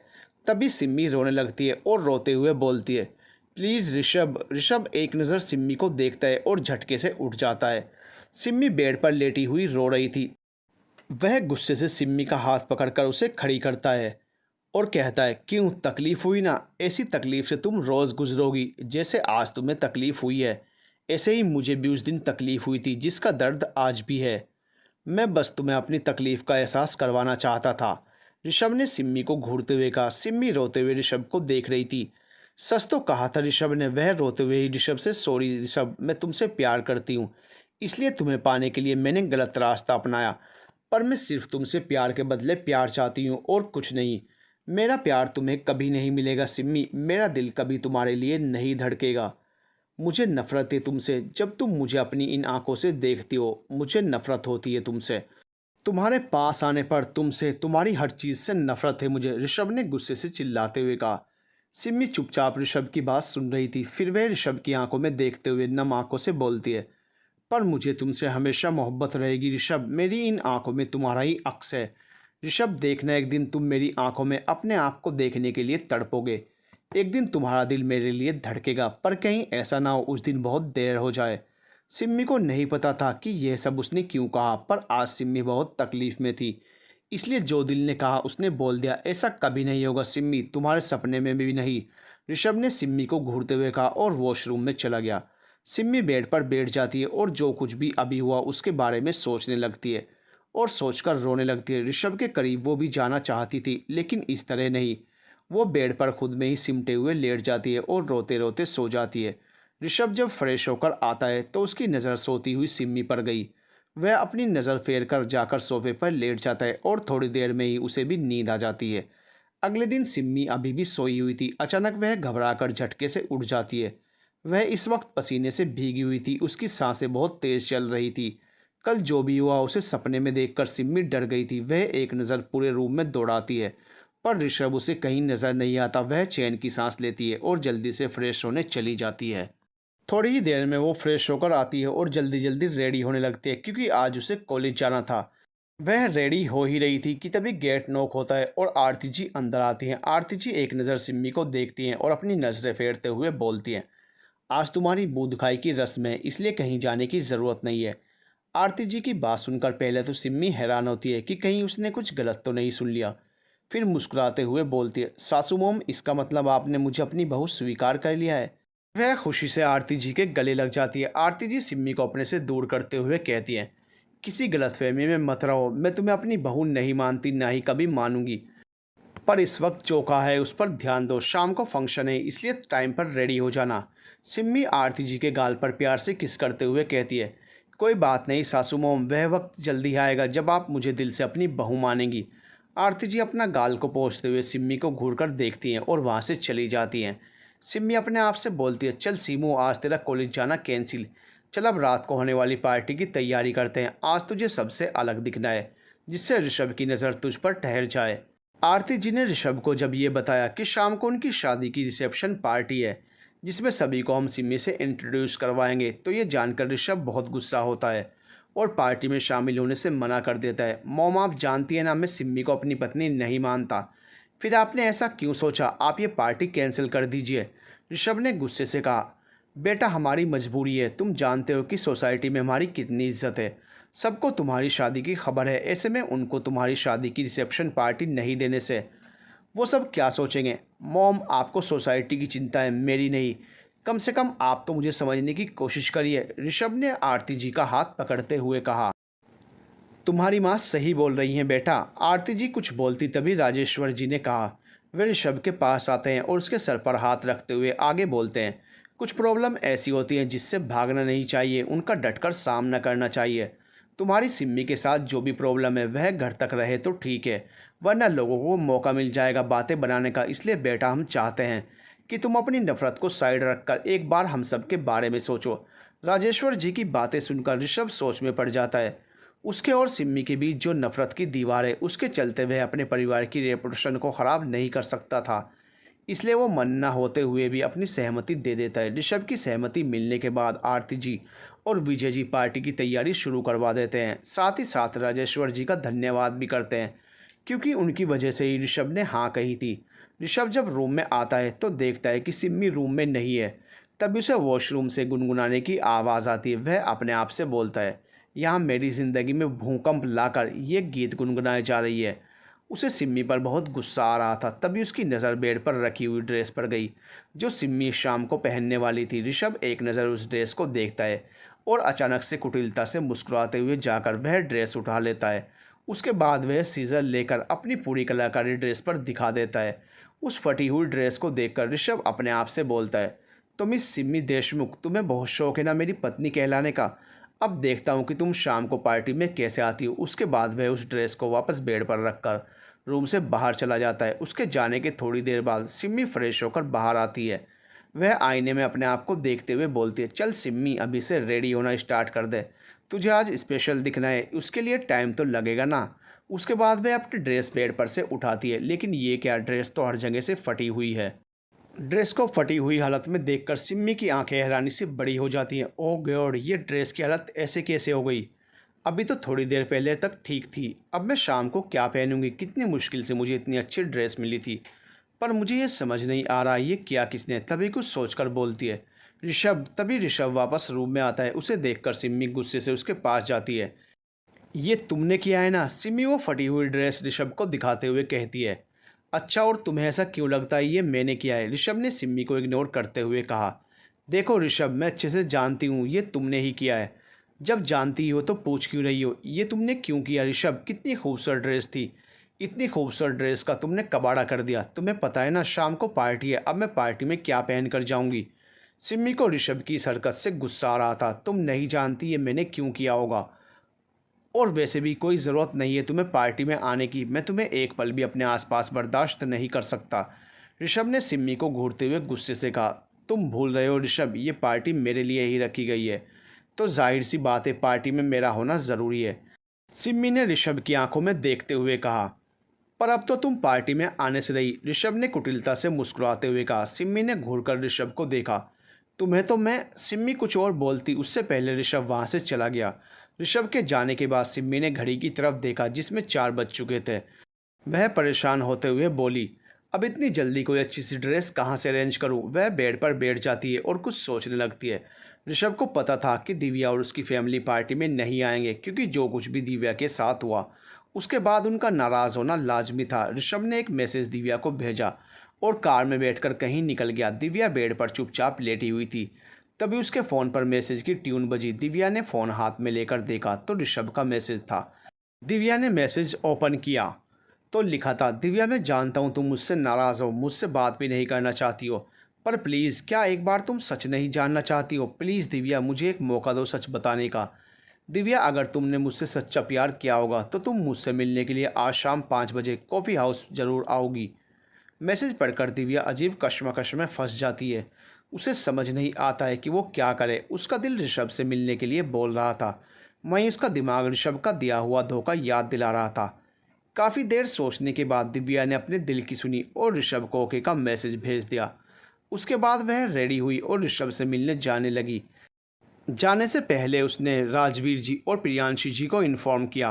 राजवीर जी और प्रियांशी जी ये जानकर कि दिव्या ऋषभ से मिलने जा रही है, दोनों गुस्सा होने लगे थे और उन्होंने दिव्या को जाने के लिए मना कर दिया। मॉम डैड, आप दोनों मेरी चिंता मत कीजिए, मैं एक बार ऋषभ से मिलकर सब शॉर्ट आउट करना चाहती हूँ और एक बार उसकी पूरी बात सुनना चाहती हूँ। अगर ऋषभ गलत हुआ तो मेरा वादा है आपसे, मैं ऋषभ से कभी नहीं मिलूंगी। दिव्या ने कहा, ऋषभ अगर सही हुआ तो तब तुम क्या करोगी, क्योंकि अब तो उसकी शादी सिम्मी से हो चुकी है। राजवीर जी ने अपनी शंका जाहिर करते हुए कहा। राजवीर जी की बात सुनकर दिव्या थोड़ी देर चुप रही, क्योंकि वजह चाहे जो भी हो, सच्चाई तो यही है कि सिम्मी उसकी पत्नी है। वह नम आंखों से बोलती है, डेढ़ अब जो भी होगा ऋषभ की पूरी बात सुनने के बाद ही होगा। उसके बाद दिव्या वहाँ से चली जाती है। राजवीर जी और प्रियांशी जी वहीं खड़े दिव्या को जाते हुए देखते रहते हैं। वह भी चाहते थे कि दिव्या अपने दुख से बाहर निकले और यह तभी हो सकता था जब वह ऋषभ से बात कर लेती। ऋषभ कॉफ़ी हाउस में बैठा हुआ दिव्या का वेट कर रहा था। दिव्या ने आने के लिए हाँ तो बोल दिया था, लेकिन उसे डर था कि कहीं दिव्या अपना इरादा बदल न दे। तभी उसकी नज़र अंदर आती हुई दिव्या पर पड़ी। वह दिव्या को देखकर खुश हो गया, पर दिव्या के चेहरे पर कोई भाव नहीं थे। दिव्या आकर ऋषभ के साथ वाली टेबल पर बैठ जाती है। कहो ऋषभ, क्या कहना चाहते हो? दिव्या ने डायरेक्ट ऋषभ से यही सवाल किया जिसके लिए ऋषभ ने उसे बुलाया था। ऋषभ 2 कॉफ़ी का ऑर्डर देकर थोड़ी देर दिव्या को देखता रहता है। तब तक उनकी कॉफ़ी भी आ जाती है। ऋषभ दिव्या को कॉफ़ी पीने का इशारा करता है, फिर बोलता है, थैंक्स दिव्या, मुझे अपनी सच्चाई बताने के लिए, एक मौका देने के लिए। ऋषभ प्लीज़, मुझे ये सब नहीं सुनना, तुमने जो कहने के लिए बुलाया है वो बताओ। आखिर सिम्मी से शादी करने की वजह क्या है? उसके बाद ऋषभ ने एक लंबी सांस खींची। उसके बाद दिव्या को देखा और उसे सब कुछ बता दिया। सब कुछ बताने के बाद वह दिव्या को देखने लगा कि सच जानकर वह क्या करती है। वहीं दिव्या सारा सच जानकर गुस्से से लाल हो रही थी। गुस्से में उसने अपने दोनों हाथों की मुट्ठियां बींच ली थी। वह ऋषभ को देखते हुए बोलती है, ऋषभ इतनी बड़ी बात हो गई थी तुम्हारे साथ और तुम मुझे अब बता रहे हो? उस सिम्मी की इतनी हिम्मत कि उसने मेरे ऋषभ को पाने के लिए इतनी घटिया चाल चली। काश कि ये सब तुमने मुझे पहले बता दिया होता तो आज सिम्मी हम दोनों के बीच नहीं आई होती। सॉरी दिव्या, मैंने कई बार सोचा तुम्हें सच बता दूं, लेकिन डरता था कहीं तुम मुझे ही गलत ना समझ लो, ऋषभ ने दुखी स्वर में बोला। दिव्या ऋषभ का हाथ अपने हाथ में लेते हुए बोलती है, तुम्हें मुझ पर भरोसा नहीं था ऋषभ? जो हो गया उसे तो हम नहीं बदल सकते, पर अब मैं उस सिम्मी को तुम्हारी ज़िंदगी से दूर कर दूंगी। उसने जो किया है उसकी सज़ा उसे ज़रूर मिलेगी। दिव्या, तुम्हें मुझ पर विश्वास है ये जानकर मुझे खुशी हुई। बस तुम हमेशा ऐसे ही मेरे साथ रहना, ऋषभ ने दिव्या की आंखों में देखते हुए कहा। मैं हमेशा तुम्हारे साथ हूँ ऋषभ, और हम हमेशा के लिए एक साथ रहेंगे। इसके लिए तुम्हें सिम्मी को तलाक देना होगा, दिव्या ने कहा। ऋषभ ने कुछ देर दिव्या को देखा और कहा, मेरा और सिम्मी का रिश्ता ज़बरदस्ती का है। इस ज़बरदस्ती के रिश्ते को मैं ख़त्म कर दूंगा। हाँ, मैं सिम्मी को तलाक दूंगा। देशमुख विला। ऋषभ और सिम्मी की शादी की रिसेप्शन पार्टी स्टार्ट हो गई थी। स्टेज पर ऋषभ अकेला खड़ा अपने दोस्तों से बातें कर रहा था। सिम्मी अभी तक पार्टी में नहीं आई थी और ऋषभ को पूरी उम्मीद थी कि वह आएगी भी नहीं। ऋषभ के कहने पर दिव्या भी अपने पेरेंट्स के साथ पार्टी में आई थी। पहले तो वो सच से अनजान थी, लेकिन अब जब उसे पता चल चुका है तो वह ऋषभ से दूर नहीं रहना चाहती थी। वह सिम्मी को ऋषभ से दूर रखना चाहती थी और ये तभी होता जब वह खुद ऋषभ के साथ हो। दिव्या को अपनी फैमिली के साथ पार्टी में देखकर आरती जी और विजय जी बहुत खुश हो जाते हैं।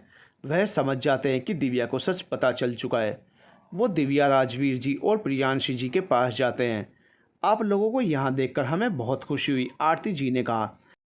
दिव्या ने हमें सब कुछ बता दिया जो ऋषभ ने उसे बताया था। हम तो ऋषभ को दोषी समझ रहे थे, जबकि गलती तो सिम्मी की थी, प्रियांशी जी ने कहा। विजय जी अपने आसपास देखते हुए, आई थिंक इसके बारे में यहाँ बात करना सही नहीं होगा।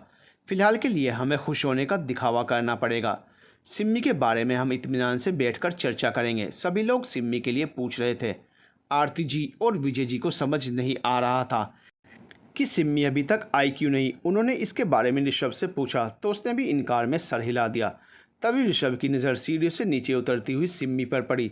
सिम्मी ने गोल्डन कलर की साड़ी जिस पर फैंसी थ्रेड और सीक्वेंस का वर्क हो रखा था, जिसके साथ गोल्डन फुल स्लीव्स का ब्लाउज, हाथों में रेड चूड़ा, होठों पर रेड लिपस्टिक, आंखों में काजल, कमर में पतला सा डायमंड का कमरबंद, खुले स्ट्रेट बाल और माथे पर चमकता हुआ लाल सिंदूर और गले में पहना हुआ मंगलसूत्र। सिम्मी आज बहुत ही खूबसूरत लग रही थी, बिल्कुल किसी राजकुमारी की तरह। सभी गेस्ट एकटक सिम्मी को देख रहे थे और मन ही मन उसकी खूबसूरती की तारीफ कर रहे थे। सिम्मी धीरे धीरे चलते हुए ऋषभ के पास चली जाती है।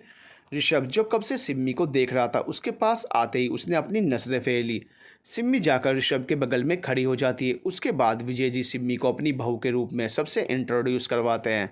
सिम्मी भी हाथ जोड़कर सबका अभिवादन करती है। ऋषभ धीरे से सिम्मी से बोलता है, मुझे लगा नहीं था कि तुम पार्टी में आओगी, पर मैं भूल गया था, तुम तो बहुत ढीठ हो। जो लड़की ज़बरदस्ती मेरी ज़िंदगी में आ गई, उसके लिए पार्टी में आना कोई बड़ी बात नहीं है। सिमी मुस्कुराते हुए बोलती है, thanks for the compliment. Rishabh घूरकर सिम्मी को देखता है, फिर अपने चेहरे पर झूठी मुस्कान लाते हुए बोलता है, तुम्हारी ये खुशी ज़्यादा देर टिकने वाली नहीं है। सिम्मी कुछ बोलती तभी उसकी नज़र सामने से आती हुई दिव्या पर पड़ी। दिव्या को पार्टी में देखकर सिम्मी हैरान हो जाती है। दिव्या आकर ऋषभ के बगल में खड़ी हो जाती है और गुस्से से सिम्मी को घूरने लगती है। फिर सिम्मी को इग्नोर करते हुए ऋषभ से बातें करने लगती है। सिम्मी बहुत देर तक अपना गुस्सा दबाए हुए दोनों को बातें करते हुए देखती रहती है। फिर ऋषभ के हाथों में अपना हाथ डालकर उसे अपने करीब खींच लेती है। सिम्मी की इस हरकत पर ऋषभ और दिव्या दोनों गुस्सा हो जाते हैं, पर वह पार्टी में कोई तमाशा नहीं करना चाहते थे, इसलिए चुप रहते हैं। ऋषभ अपने फेस पर छोटी मुस्कान लाते हुए बोलता है, ये क्या कर रही हो सिम्मी, छोड़ो मेरा हाथ। सिम्मी ऋषभ का हाथ और मजबूती से पकड़ते हुए दिव्या को देखती है, जो उसे गुस्से से घूर रही थी। वो हंसते हुए बोलती है, दिव्या तुम ऋषभ से बाद में भी बात कर सकती हो, अभी जाओ यहाँ से, मुझे मेरे पतिदेव के साथ कुछ क्वालिटी टाइम बिताने दो। दिव्या गुस्से से कुछ बोलने ही जा रही थी कि ऋषभ ने इशारे से दिव्या को मना कर दिया। ये तुम अच्छा नहीं कर रही हो, ऋषभ ने सिम्मी को घूरते हुए कहा। अच्छा, मैंने क्या अच्छा नहीं किया? तुम्हारा हाथ पकड़ा वो, या फिर उस छिपकली को भगा दिया वो? सिम्मी ने अपनी आंखों को मटकाते हुए कहा। ऋषभ अभी कुछ बोलता तब तक सिम्मी उसको खींचते हुए डांस फ्लोर पर ले जाती है। डांस करने के लिए ऋषभ का बिल्कुल मन नहीं था सिम्मी के साथ डांस करने का, पर अब सभी की नज़रें उन्हीं की तरफ थी, इसलिए वह इनकार नहीं कर सकी। सॉन्ग प्ले होता है। सिम्मी और ऋषभ दोनों डांस कर रहे थे। वहीं दूर से उन्हें डांस करते हुए देख रही दिव्या जल रही थी। डांस करते वक्त सिम्मी और ऋषभ के बीच 1 इंच का भी फासला नहीं था। सिम्मी ऋषभ को मुस्कुराते हुए देखे जा रही थी, वहीं ऋषभ इधर उधर देख रहा था। सॉन्ग खत्म होते ही ऋषभ झटके से सिम्मी को अपने से दूर करके डांस फ्लोर से नीचे चला जाता है। सिम्मी ऋषभ को देखती रहती है, उसकी आंखों में हल्की सी नमी थी। वहीं किसी की नज़र लगातार सिम्मी पर थी। वह सिम्मी की खूबसूरती का दीवाना हो गया था और उसे पाने की ख्वाहिश में था। सभी पार्टी इंजॉय करने में लगे हुए थे। ऋषभ दिव्या के साथ खड़ा बातें कर रहा था। थोड़ी दूर खड़ी सिम्मी उन दोनों को एक साथ देखकर मन ही मन कुढ़ रही थी। सिम्मी को इस तरह उन दोनों को देखते हुए देखकर दिव्या खुश हो रही थी। तभी विशाल, जो ऋषभ और दिव्या के बचपन का दोस्त है, उन दोनों के पास आता है और ऋषभ को शादी की बधाई देता है, जिस पर वह देखता है कि शादी की बात सुनकर दिव्या और ऋषभ दोनों ही खुश नहीं हैं। क्या हुआ ऋषभ, तुम इस शादी से खुश नहीं हो क्या? वैसे ये बताओ, तुम तो दिव्या से शादी करने वाले थे ना, फिर किसी और से शादी? विशाल ने ऋषभ से पूछा। बहुत लंबी कहानी है, कभी फुर्सत में बताऊंगा। बस इतना जान ले कि तेरी भाभी तो दिव्या ही बनेगी, ऋषभ ने दिव्या को देखते हुए कहा। ऋषभ की बात सुनकर दिव्या जहाँ खुश हो गई थी, वहीं विशाल को कुछ समझ नहीं आया। वह ऋषभ से बोला, यार कम से कम अपनी वाइफ से तो मिलवा दे। वैसे एक बात कहूँ, तेरी वाइफ है बहुत ब्यूटीफुल। ये बोलते वक्त उसकी नज़रें सिम्मी के ऊपर थी। ऋषभ विशाल की बातों को अनसुना करते हुए अपने मन में बोलता है, ये बस देखने में सुंदर है, करतूतें तो इसकी बस क्या कहना। ऋषभ को किसी सोच में गुम देखकर विशाल ने कहा, ऋषभ कहाँ खो गया, चलना अपनी वाइफ से हमारा इंट्रोडक्शन करवा। ऋषभ का बिल्कुल मन नहीं था सिम्मी के पास जाने का, लेकिन विशाल के जोर देने पर वह उसे लेकर सिम्मी के पास जाता है। सिम्मी जो चुपचाप खड़ी कोल्ड ड्रिंक पी रही थी, ऋषभ को अपने सामने देखकर खुश हो जाती है। सिम्मी, ये मेरा फ्रेंड विशाल है। और विशाल, ये सिम्मी। ऋषभ कुछ और बोलता तब तक विशाल ने अपना हाथ सिम्मी के आगे करते हुए कहा, हेलो भाभी। सिम्मी ने एक नज़र ऋषभ को देखा और विशाल से हाथ मिलाया। सिम्मी के हाथ मिलाते ही विशाल ने उसका हाथ कसकर पकड़ लिया और अपने हाथ के अंगूठे से उसका हाथ सहलाने लगा।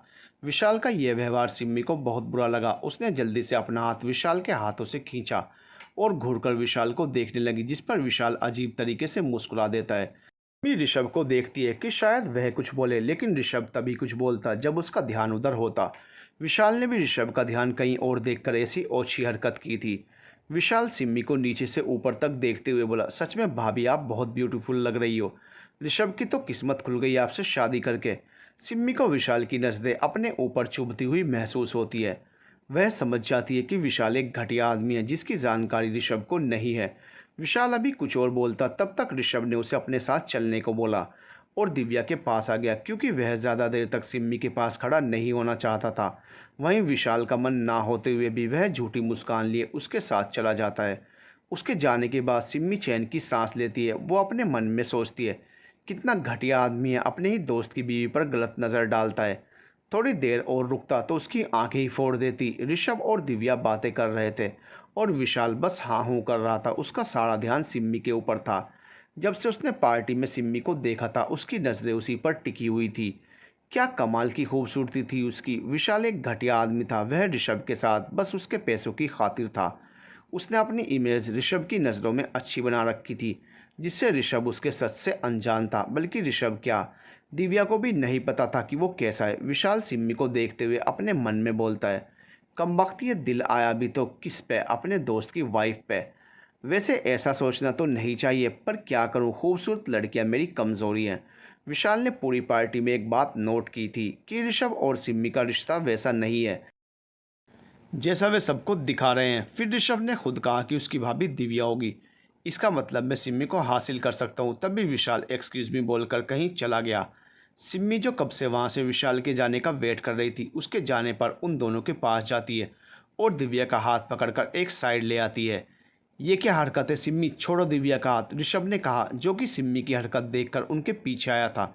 सिम्मी दिव्या को घूरते हुए कहती है, दूर रहो मेरे ऋषभ से, पति है वो मेरा, कब से देख रही हूँ, उससे चिपकी ही जा रही हो। दिव्या गुस्से से सिम्मी को घूरते हुए कहती है, ऋषभ ना तुम्हारा था, ना है, ना कभी होगा। ये बात अपने दिमाग में अच्छे से बैठा लो।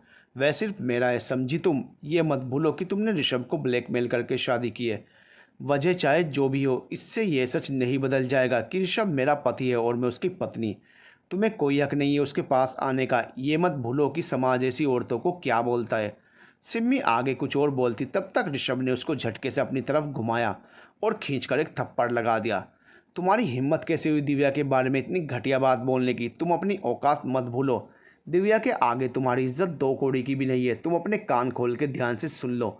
तुम मेरी पत्नी नहीं हो, मैं नहीं मानता तुम्हें अपनी पत्नी, ऋषभ ने गुस्से से सिम्मी को घूरते हुए कहा। सिम्मी अपने गाल पर हाथ रखे हुए नम आंखों से ऋषभ को देख रही थी। वहीं दिव्या सिम्मी को देखते हुए इतराकर ऋषभ के पास जाती है और उसके गले लग जाती है। वे दोनों गले लगे हुए सिम्मी को देखने लगते हैं और सिम्मी उन दोनों को। सिम्मी बहुत कुछ कहना चाहती थी, पर इस वक्त उसे अपने दिल में दर्द महसूस हो रहा था। वह नम आंखों से ऋषभ से बोलती है, देखना ऋषभ, एक दिन इस बात के लिए तुम बहुत पछताओगे। ऐसा बोलकर वो वहाँ से चली जाती है। वहीं छुपकर खड़े विशाल ने उनकी बातें सुन ली थी। वह अपने मन में सोचता है, यहाँ तो सब कुछ गड़बड़ लग रहा है, पर जो भी हो, इससे ये तो पता चल गया कि ऋषभ की नज़र में सिम्मी की कोई वैल्यू नहीं है।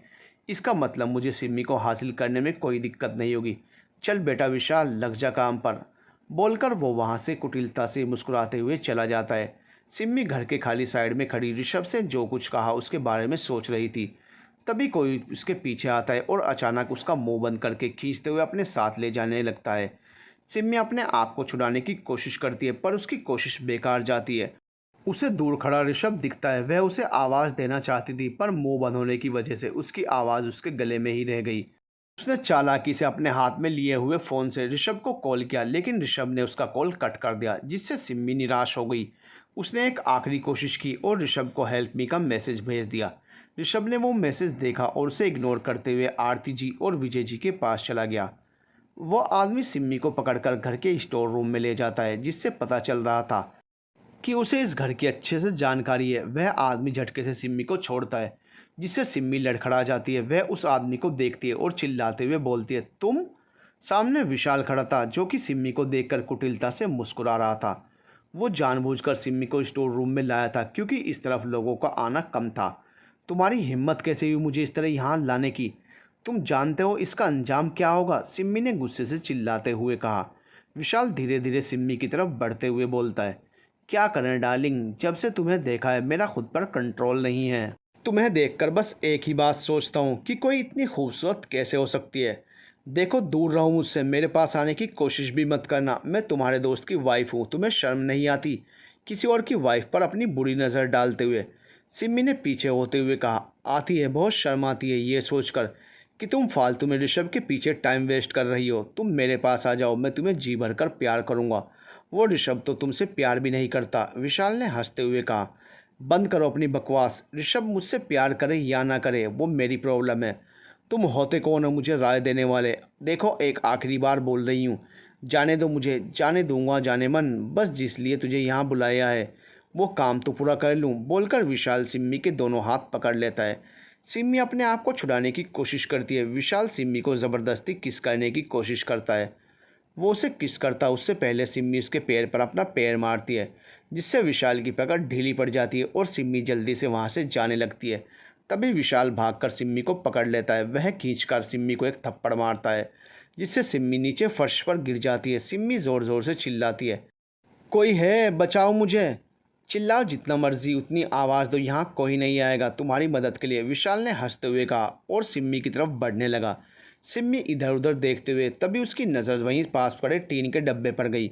सिम्मी ने डब्बा उठाया और विशाल को दे मारा, जो जाकर विशाल के सर पर लगा, जिससे विशाल दर्द से कराह उठा। उसने गुस्से से सिम्मी को देखा और नीचे फर्श पर घुटनों के बल बैठ गया। तुम्हारी इतनी हिम्मत, मुझे मारो। ये बोलकर विशाल ने सिम्मी को खींचकर एक थप्पड़ मारा, जिससे सिम्मी के होठों से खून निकलने लगा। उसने विशाल को मारने के लिए अपना हाथ उठाया, लेकिन विशाल ने उसका हाथ पकड़ लिया।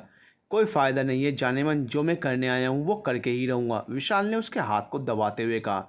अगर ऋषभ को पता चल गया कि तुम मेरे साथ ऐसी ओछी हरकत करने की कोशिश की है तो वो तुम्हें छोड़ेगा नहीं, सिम्मी ने विशाल को चेतावनी देते हुए कहा। सिम्मी की बात सुनकर विशाल ज़ोर ज़ोर से हंसने लगा और बोला, मुझे पता है ऋषभ तुमसे नफरत करता है, वह तुम्हारी कोई बात नहीं सुनेगा। फिर वो सिम्मी को फर्श पर धक्का देकर खुद उसके ऊपर आ गया। सिम्मी अपने आप को उससे छुड़ाने की कोशिश करने लगी, पर हर कोशिश बेकार थी। विशाल सिम्मी के दोनों हाथ पकड़े हुए उसके ऊपर झुक रहा था। सिम्मी अपने आप को छुड़ाने की कोशिश कर रही थी। उसने अपनी पूरी ताकत से अपना पैर उठाया और विशाल के पेट पर दे मारा। इससे विशाल के पेट में दर्द की एक तेज़ लहर दौड़ गई। वह सिम्मी को छोड़कर थोड़ा पीछे हो गया, जिससे सिम्मी को मौका मिल गया भागने का। वह उठी और दरवाजे की तरफ भागी।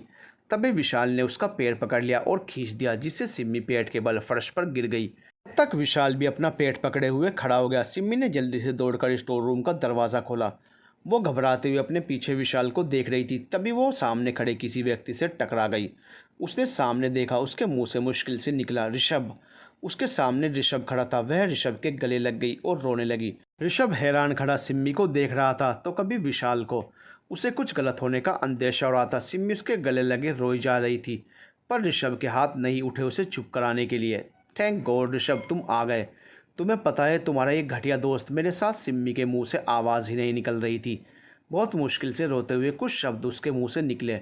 ऋषभ घूरकर विशाल को देखने लगा। विशाल ऋषभ के पास आते हुए बोला, नहीं ऋषभ ये झूठ बोल रही है, मैंने इसके साथ कुछ नहीं किया, बल्कि इसी ने मुझे यहाँ बुलाया था। विशाल की बात सुनकर सिम्मी ऋषभ से अलग हो जाती है और मुड़कर विशाल को देखने लगती है। कितना घटिया इंसान है, खुद गुनाह करके सारा इल्ज़ाम उस पर डाल रहा है। तुझे पता है पूरी पार्टी में इसकी नज़र मुझ पर ही थी। ये तो मुझ पर डोरे डाल रही थी। मैं तो इसे यहाँ मना करने आया था कि यह सब गलत है। तुम ऋषभ की पत्नी हो, उसका तो सोचो। बस तभी तुम आ गए। तुम्हें देखकर सिम्मी ने मुझे फंसा दिया। बोलते हुए विशाल ऋषभ के पास जाता है, फिर आगे बोलता है, तू तो जानता है ना ऋषभ, मैं ऐसा नहीं कर सकता। नहीं ऋषभ ये झूठ बोल रहा है, ये बहुत गिरा हुआ इंसान है, तुम इसकी बात पर विश्वास मत करो। ऋषभ मैं सच बोल रही हूँ ऋषभ, सिम्मी ने ऋषभ का हाथ पकड़ते हुए कहा। ऋषभ ने सिम्मी को ध्यान से देखा। बिखरे हुए बाल, होंठों के कोने से निकलता हुआ खून, आंखों में डर के साथ निकलते आंसू। वो अपना हाथ सिम्मी के हाथ से अलग करते हुए बोला, कौन सच बोल रहा है कौन झूठ, ये तुम्हें बताने की ज़रूरत नहीं है। विशाल कैसा है ये मैं अच्छे से जानता हूँ, और तुम कैसी हो ये तो मैं और अच्छे से जानता हूँ। ऋषभ की बात सुनकर सिम्मी 2 कदम पीछे हो जाती है। वह रोते हुए ऋषभ से बोलती है, तुम्हें मेरी बात का विश्वास नहीं है ऋषभ। ऋषभ मुंह फेर कर खड़ा हो जाता है और कुछ नहीं बोलता। ऋषभ को इस तरफ आता देखकर सिम्मी के दिल में दर्द सा उठा था। वह रोते हुए ऋषभ को देखते हुए धीरे अपने कदम पीछे लेने लगती है। अब उसके पास कहने को था ही क्या, जब ऋषभ को ही उस पर यकीन नहीं था। वहीं विशाल उसे देखकर मुस्कुरा रहा था, जैसे वह बोल रहा हो कि देखो जैसा मैंने बोला था वैसा हुआ। वह रोते हुए दौड़कर वहां से चली जाती है। विशाल ऋषभ के पास आते हुए कहता है, ऋषभ तुमने गलत लड़की से शादी कर ली, वह तो बहुत गिरी हुई। विशाल आगे कुछ बोलता तभी एक घूंसा ऋषभ ने उसके मुंह पर मारा, जिससे उसकी नाक से खून बहने लगा। वह हैरान होकर ऋषभ को देखने लगा। ऋषभ ये क्या कर रहा है तू? तूने मुझे मारा? तुझे पता है ना सिम्मी झूठ बोल रही है, वह कितनी बड़ी झूठी है, ये बात तो तू अच्छे से जानता है ना। विशाल ने अपनी नाक से बहते हुए खून को पोंछते हुए कहा। ऋषभ ने फिर से विशाल को एक मुक्का मारा और उसका कॉलर पकड़कर, हिम्मत कैसे हुई तेरी उसे हाथ लगाने की, अपने ही दोस्त की वाइफ पर गंदी नज़र डालता है। ये बोलकर ऋषभ विशाल को मारने लगता है। मैं सच बोल रहा हूँ ऋषभ, मैंने कुछ नहीं किया, हम तो बचपन के दोस्त हैं। विशाल ने अपने आप को ऋषभ से छुड़ाने की कोशिश करते हुए कहा। झूठ वो नहीं तू बोल रहा है, दोस्त के नाम पर धब्बा है तू, तेरी हिम्मत कैसे हुई मेरी पत्नी की तरफ देखने की भी। ये बोल ऋषभ फिर विशाल को मारने लगता है। तू तो नफरत करता है ना सिम्मी से, फिर उसके लिए मुझसे लड़ाई क्यों कर रहा है? विशाल ने अधभरी हालत में कहा। हाँ करता हूँ मैं नफरत सिम्मी से, बहुत नफरत, लेकिन तू भूल मत कि वह मेरी ऋषभ देशमुख की पत्नी है, इस खानदान की बहू, और तूने इस घर की इज्जत पर हाथ डालने की कोशिश की है। मैं तो सिम्मी को देखते ही समझ गया था कि वह सच बोल रही है, बस मैं उसे जताना नहीं चाहता था। वह चाहे कैसी भी हो, लेकिन फिर भी आज उसकी आंखों में सच्चाई थी। आज के बाद अगर तू मुझे सिम्मी के आसपास भी नजर आया तो जिंदा नहीं छोड़ूंगा। ऋषभ ने गुस्से से घूरते हुए विशाल को देखते हुए कहा, जिसकी हालत लगभग मरने के समान थी। उसके बाद वह गार्ड्स को फ़ोन करके बुलाता है और विशाल को वहां से ले जाने को बोलता है। उसके बाद वह दिव्या के पास चला जाता है। सिम्मी को दिलासा वह नहीं दे सकता था, क्योंकि इससे सिम्मी को यही लगता कि वह उसकी तरफ झुक रहा है। सिम्मी अपने कमरे में आकर बेड पर बैठकर रोने लगती है। वह अपने आप से बोलती है, क्यों ऋषभ, तुम्हें मेरी बात पर यकीन नहीं हुआ? क्या मैं इतनी बुरी हूँ कि तुम्हें मुझ पर यकीन नहीं है? वह फिर से जो कुछ हुआ था वह सोचकर रोने लगती है। ऋषभ जब दिव्या के पास आता है तो दिव्या उसे देखकर पूछती है, कहाँ थे ऋषभ, मैं तुम्हें कब से ढूंढ रही हूँ, पार्टी ख़त्म हो गई, सारे गेस्ट चले गए, लेकिन तुम्हारा कुछ पता ही नहीं है। ऋषभ दिव्या को देखता है और विशाल की हरकतों के बारे में बता देता है, जिसे सुनकर दिव्या को भी धक्का सा लगता है कि विशाल इतना गिरा हुआ है। वह ऋषभ से बोलती है, सिम्मी ठीक है? हाँ ऋषभ ने कहा। तो दिव्या ने कहा, तुम इतनी चिंता क्यों कर रहे हो? वह खुद कैसी है? वो तो अच्छा हुआ कि वो विशाल के चंगुल से बच गई, नहीं तो आज उसे अच्छा सबक मिलता। ऋषभ हैरान होकर दिव्या को देखने लगता है। यह तुम कैसी बातें कर रही हो दिव्या? एक लड़की होकर दूसरी लड़की के लिए ऐसा सोचना तुम्हें शोभा नहीं देता है। सॉरी ऋषभ, बस सिम्मी से मुझे नफरत है इसलिए ऐसा बोल दिया। पर तुम भी तो उससे नफरत करते हो, फिर तुम क्यों उसकी परवाह कर रहे हो? दिव्या, मैं भले ही सिम्मी से नफरत करता हूँ, लेकिन ये भी जानता हूँ कि एक लड़की के लिए उसकी इज्जत ही सब कुछ होती है। सिम्मी ने मेरे साथ कितना भी बुरा क्यों ना किया हो, फिर भी मैं नहीं चाहता कि कोई उसे बुरी नज़र से देखे या छुए। दिव्या इस वक्त कुछ ना बोलना ही बेहतर समझती है। अच्छा ठीक है ऋषभ, मैं तुम्हारे लिए ही रुकी थी, अब घर जा रही हूँ। ये बोलकर वह ऋषभ को बाय बोलकर चली जाती है। ऋषभ जब अपने रूम में आता है तो देखता है कि रूम में अंधेरा है। वह लाइट का स्विच ऑन करता है तो देखता है कि सिम्मी बेड पर लेटी हुई चुपचाप एकटक कहीं देख रही है। लाइट ऑन होने पर सिम्मी का ध्यान ऋषभ पर जाता है तो वह झटके से उठती है और ऋषभ के पास जाती है। ऋषभ उसे इग्नोर करके जाने लगता है कि सिम्मी उसका हाथ पकड़ लेती है। फिर उसके करीब जाकर ऋषभ का कॉलर पकड़कर उसकी आंखों में देखते हुए बोलती है, क्या तुम्हें मेरी आंखों में सच्चाई नहीं दिखती है? ऋषभ सिम्मी को अपने से दूर करके जाने लगता है। तभी सिम्मी चिल्लाते हुए बोलती है, बोलो ऋषभ। ऋषभ सिम्मी के पास जाते हुए कहता है, विशाल को उसके किए की सज़ा मिल गई है, अब वह किसी भी लड़की को आंख उठाकर भी नहीं देख पाएगा। सिम्मी को अपने कानों पर यकीन नहीं होता कि उसने अभी क्या सुना। वह अपने मन में सोचते, इसका मतलब ऋषभ ने मेरी बात पर यकीन किया, उसने मेरे लिए विशाल को मारा। वह खुश हो जाती है और ऋषभ को गले से लगा लेती है। थैंक यू ऋषभ, मुझ पर यकीन करने के लिए।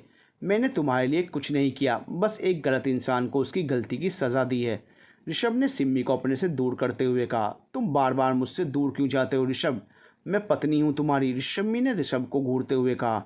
ऋषभ सिम्मी के पास जाता है और उसकी कमर में हाथ डालकर उसे अपने पास खींच लेता है।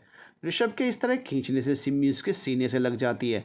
उसके दोनों हाथ ऋषभ के कंधे पर थे। ऋषभ सिम्मी को घूरते हुए कहता है, उस दिन की बात भूल गई हो जो ऐसी बातें कर रही हो? उस दिन का वाकया सोचकर सिम्मी घबरा जाती है, लेकिन जल्दी वह खुद को संभाल लेती है। वह मुस्कुराते हुए कहती है, तुम मेरे प्यार मेरे पति हो ऋषभ, मुझ पर तुम्हारा पूरा अधिकार है। सिम्मी ने हमेशा ऋषभ से प्यार किया है और अपनी आखिरी सांस तक करती रहेगी।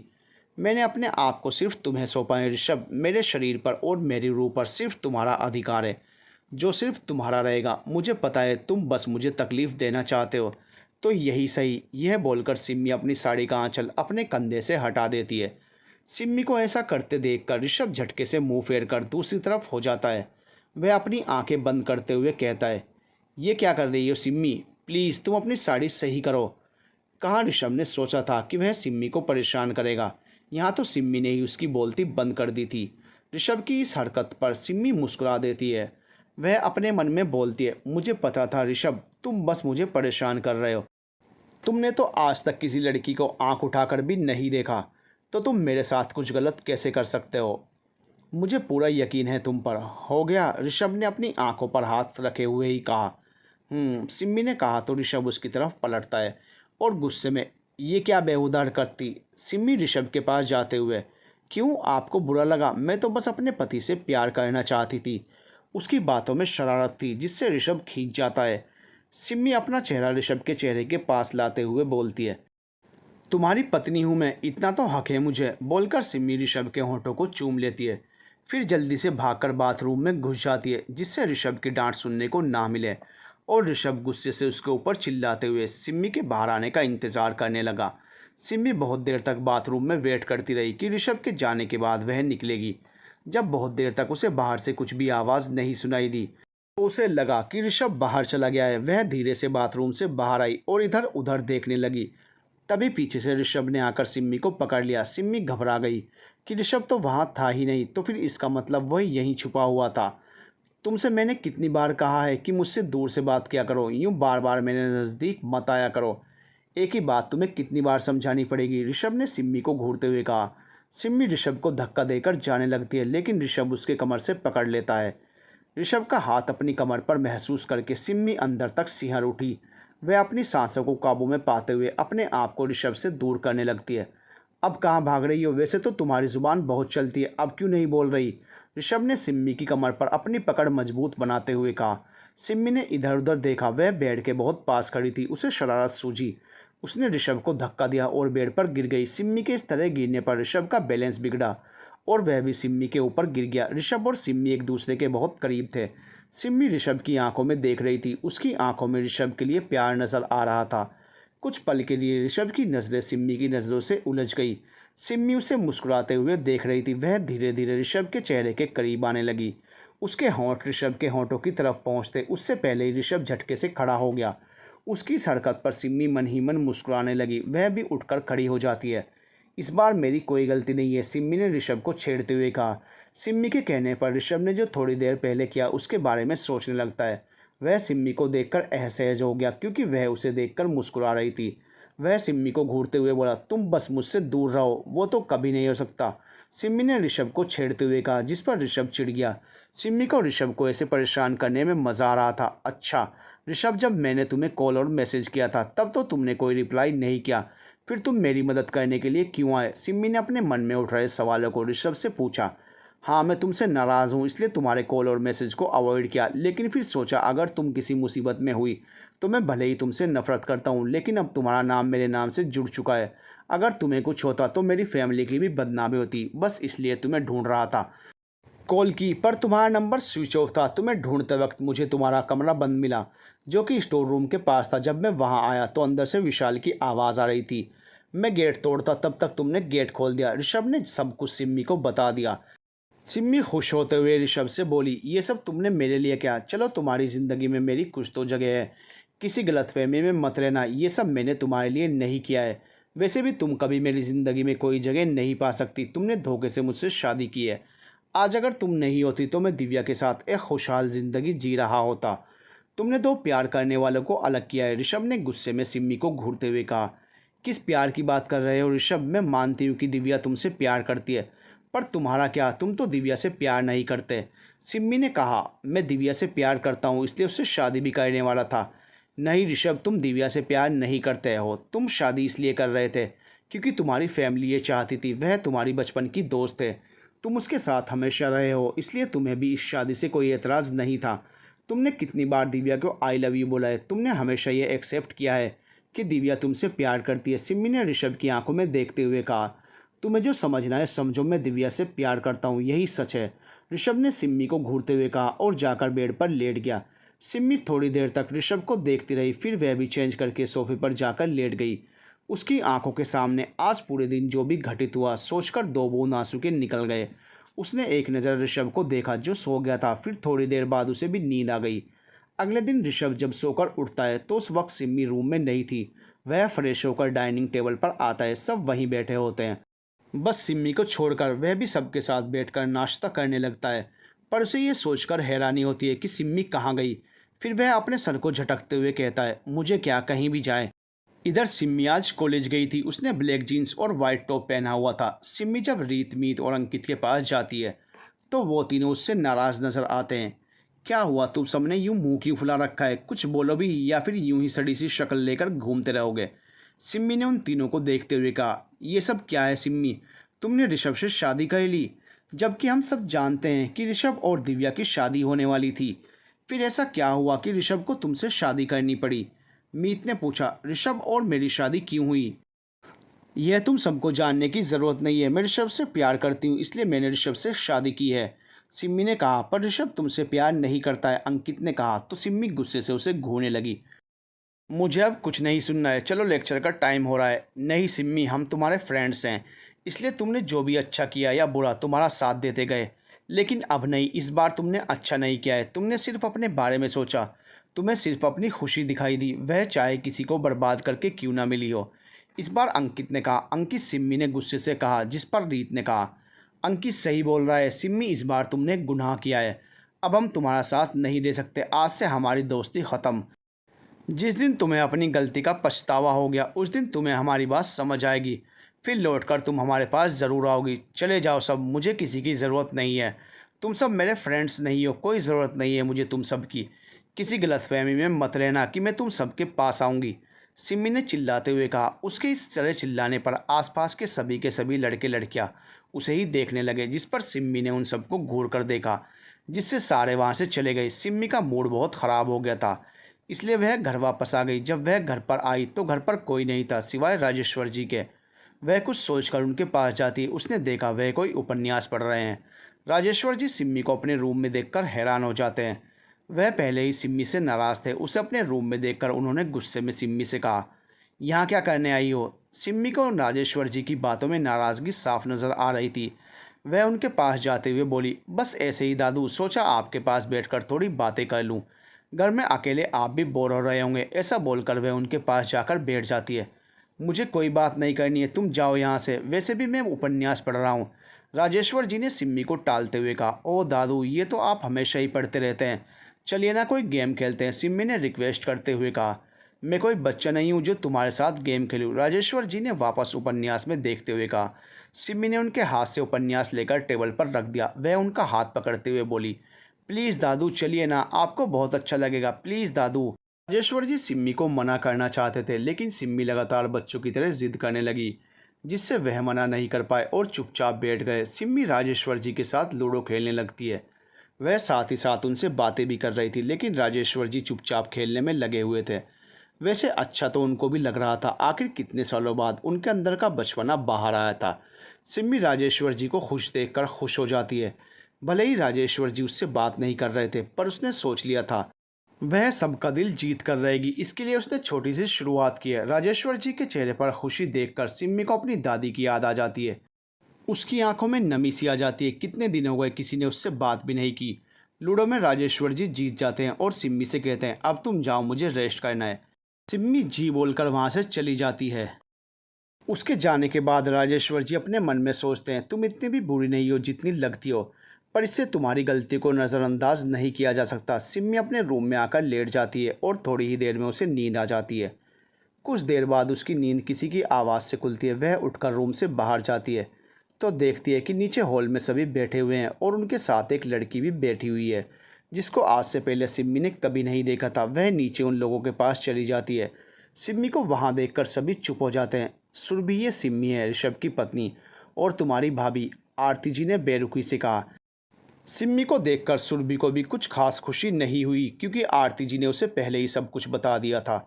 सुरभि ने ज़बरदस्ती मुस्कुराते हुए नमस्ते भाभी कहा। सिम्मी बस मुस्कुरा दी और आरती जी को देखने लगी। आरती जी ने उसकी मंशा भांपते हुए कहा, ये सुरभि है, मेरी छोटी बहन अर्चना की बेटी। ये कुछ दिनों के लिए यहाँ आई है। उसके बाद सिम्मी वहाँ से अपने रूम में चली आई, क्योंकि नीचे सभी उसे इग्नोर कर रहे थे। वह अपने लिए कॉफ़ी मंगवाती है और पीने लगती है। तभी ऋषभ अंदर आता है। ऋषभ फ्रेश होने चला जाता है। थोड़ी देर में जब वह फ्रेश होकर बाहर आता है, तब सिम्मी उसे देखकर मुस्कुराने लगती है, जिसे देखकर ऋषभ उसे इग्नोर कर देता है। सिम्मी ऋषभ के पास आते हुए बोलती है, ऋषभ, मुझे तुमसे कुछ बात करनी है और तुम हो कि मुझे इग्नोर किए जा रहे हो। बात तो मुझे भी तुमसे करनी है, इनफैक्ट मेरे पास तुम्हारे लिए सरप्राइज़ है। बोलकर वह सिम्मी को एक एनवेलप पकड़ा देता है। सिम्मी खुश होते हुए, सच में ये मेरे लिए है? कहीं हमारे हनीमून जाने के टिकट्स तो नहीं हैं? फिर उसने जल्दी से पैकेट को खोला और देखा तो वो हैरान हो गई। उसके मुंह से निकला, डाइवोर्स पेपर? कैसा लगा मेरा सरप्राइज़? मुझे पता था इसे देखकर तुम्हारी बोलती बंद हो जाएगी। ऋषभ ने सिम्मी को परेशान देखकर कहा, ये क्या मजाक है ऋषभ? Divorce paper? तुम मुझसे डाइवोर्स लेना चाहते हो? सिम्मी ने गुस्से से कहा, मैं कोई मजाक नहीं कर रहा हूँ, मुझे तुमसे डाइवोर्स चाहिए। तुम्हें क्या लगता है कि तुमने मुझसे धोखे से शादी की है तो उसका बोझ मैं ज़िंदगी भर उठाऊँगा? कभी नहीं। मुझे इस ज़बरदस्ती के रिश्ते से आज़ादी चाहिए। मैं तुम्हारे साथ एक पल भी नहीं रह सकता। ऋषभ ने गुस्से से चिल्लाते हुए कहा, ऋषभ, ये तुम कैसी बातें कर रही हो? ये डाइवोर्स पेपर थमा देने से तुम्हें ऐसा लगता है कि मैं तुम्हें तलाक दे दूंगी? तो तुम गलत सोच रहे हो। मैं तुम्हें तलाक नहीं दूंगी, इस जन्म में तो बिल्कुल नहीं। डाइवोर्स तो तुम्हें देना ही पड़ेगा सिम्मी, तुम्हें इस पेपर पर साइन करने ही होंगे, नहीं तो तुम सोच भी नहीं सकती मैं तुम्हारे साथ क्या करूँगा। ऋषभ ने गुस्से से कहा, तुम्हें जो करना है कर लो, मैं डाइवोर्स देने से रही। ऐसा बोलकर सिम्मी डाइवोर्स पेपर फाड़ देती है। सिम्मी, ऋषभ ने गुस्से में चिल्लाते हुए कहा, जिस पर सिम्मी उसके पास जाती है और उसकी आंखों में देखते हुए बोलती है, तुम्हें मुझसे आज़ादी सिर्फ मैं ही दे सकती हूँ। तुम मेरा जुनून हो ऋषभ, और मेरा इश्क तुम्हारे लिए मेरी आखिरी सांस तक रहेगा। ऋषभ बहुत देर तक सिम्मी की आंखों में देखता रहता है। फिर उसने अपनी नज़रें फैली। वह अपने मन में सोचता है, सिम्मी इतनी आसानी से डाइवोर्स पेपर पर साइन नहीं करेगी, मुझे कुछ और सोचना पड़ेगा। फिलहाल के लिए इसको कुछ बोलना ही बेकार है। ऋषभ वहाँ से गुस्से में चला जाता है और सिम्मी मुस्कुराते हुए उसे देखती रहती है। उसके बाद वह भी रूम से निकलकर टेरेस पर आ जाती है तो उसे कुछ आवाज़ सुनाई देती है। वह आवाज़ की दिशा में चल देती है। देखो मेरी बात सुनो, मैं यहाँ पहुँच गई हूँ। हाँ हाँ, मुझे पता है मुझे क्या करना है। देखो मेरी बात समझने की कोशिश करो। सुरभि किसी से बात कर रही थी। बात पूरी हुए बिना कॉल कट हो गया। वह जैसे ही बात करके पलटती है, उसके सामने सिम्मी खड़ी मिलती है। सिम्मी को देखकर सुरभि घबरा जाती है। वह अपने मन में बोलती है, ओ गॉड, ये यहाँ कहीं इसने मेरी बात तो नहीं सुन ली। फिर वह अपने फेस पर स्माइल लाते हुए, अरे भाभी आप यहाँ, तुम यहाँ क्या कर रही हो? नीचे सब तुम्हारा डाइनिंग टेबल पर डिनर के लिए वेट कर रहे हैं। सिम्मी ने सुरभि के हाव भाव देखते हुए कहा, वो भाभी मैं मम्मी से बात कर रही थी इसलिए छत पर आ गई, चलिए चलते हैं। बोलकर सुरभि जाने लगती है। वो खुश थी कि सिम्मी ने कुछ नहीं सुना। वहीं सिम्मी सुरभि के जाने के बाद अपने आप से बोलती है, ये किससे बात कर रही थी? मुझे इसके इरादे ठीक नहीं लगते, मुझे पता लगाना होगा। सिम्मी नीचे आकर सबके साथ डाइनिंग टेबल पर बैठ जाती है। खाना खाते हुए सिम्मी सुरभि को देख रही थी। वह सुरभि को समझने की कोशिश कर रही थी। सिम्मी के इस तरह देखने पर सुरभि हल्का सा मुस्कुरा देती है, जिसके जवाब में सिम्मी भी हल्का सा मुस्कुराकर खाना खाने लगती है। सुरभि अपने मन में सोचती है, मुझे सिम्मी से बचकर रहना होगा, ये बहुत शातिर है। खाना खाने के बाद सभी अपने रूम में सोने चले जाते हैं। ऋषभ खाना खाकर बाहर चला गया दिव्या से मिलने। वहीं सिम्मी राजेश्वर जी के रूम में चली गई। दादू, क्या मैं अंदर आ सकती हूँ? सिम्मी ने गेट पर खड़ी होकर पूछा।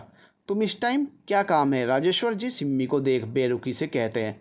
सिम्मी रूम में आते हुए कहती है, आपने दवाई ले ली? अभी नहीं, अभी मैं उपन्यास पढ़ रहा हूँ, थोड़ी देर में दवाई खा लूँगा। ओ दादू, आप पहले अपनी दवाई लीजिए, आपकी तबीयत ठीक नहीं है, इसलिए टाइम पर दवाई लेना ज़रूरी है। ऐसा बोलकर सिम्मी दवाई का बॉक्स उठाती है और उनको खाने के लिए बोलती है। राजेश्वर जी दवाई खाने के बाद बोलते हैं, तुमने जो ऋषभ के साथ किया है उसके बाद तुम्हें क्या लगता है हम तुम्हें माफ़ कर देंगे? कहीं तुम अच्छी बनने का दिखावा करके ऋषभ के दिल में जगह बनाने की तो नहीं सोच रही हो? मुझे पता है दादू, मैंने बहुत सी गलतियाँ की हैं, पर यह भी सच है मैं ऋषभ से बहुत प्यार करती हूँ और मैं कोई दिखावा नहीं कर रही हूँ। आप सब मेरे अपने हैं, इसलिए आपके साथ वक्त बिता रही हूँ।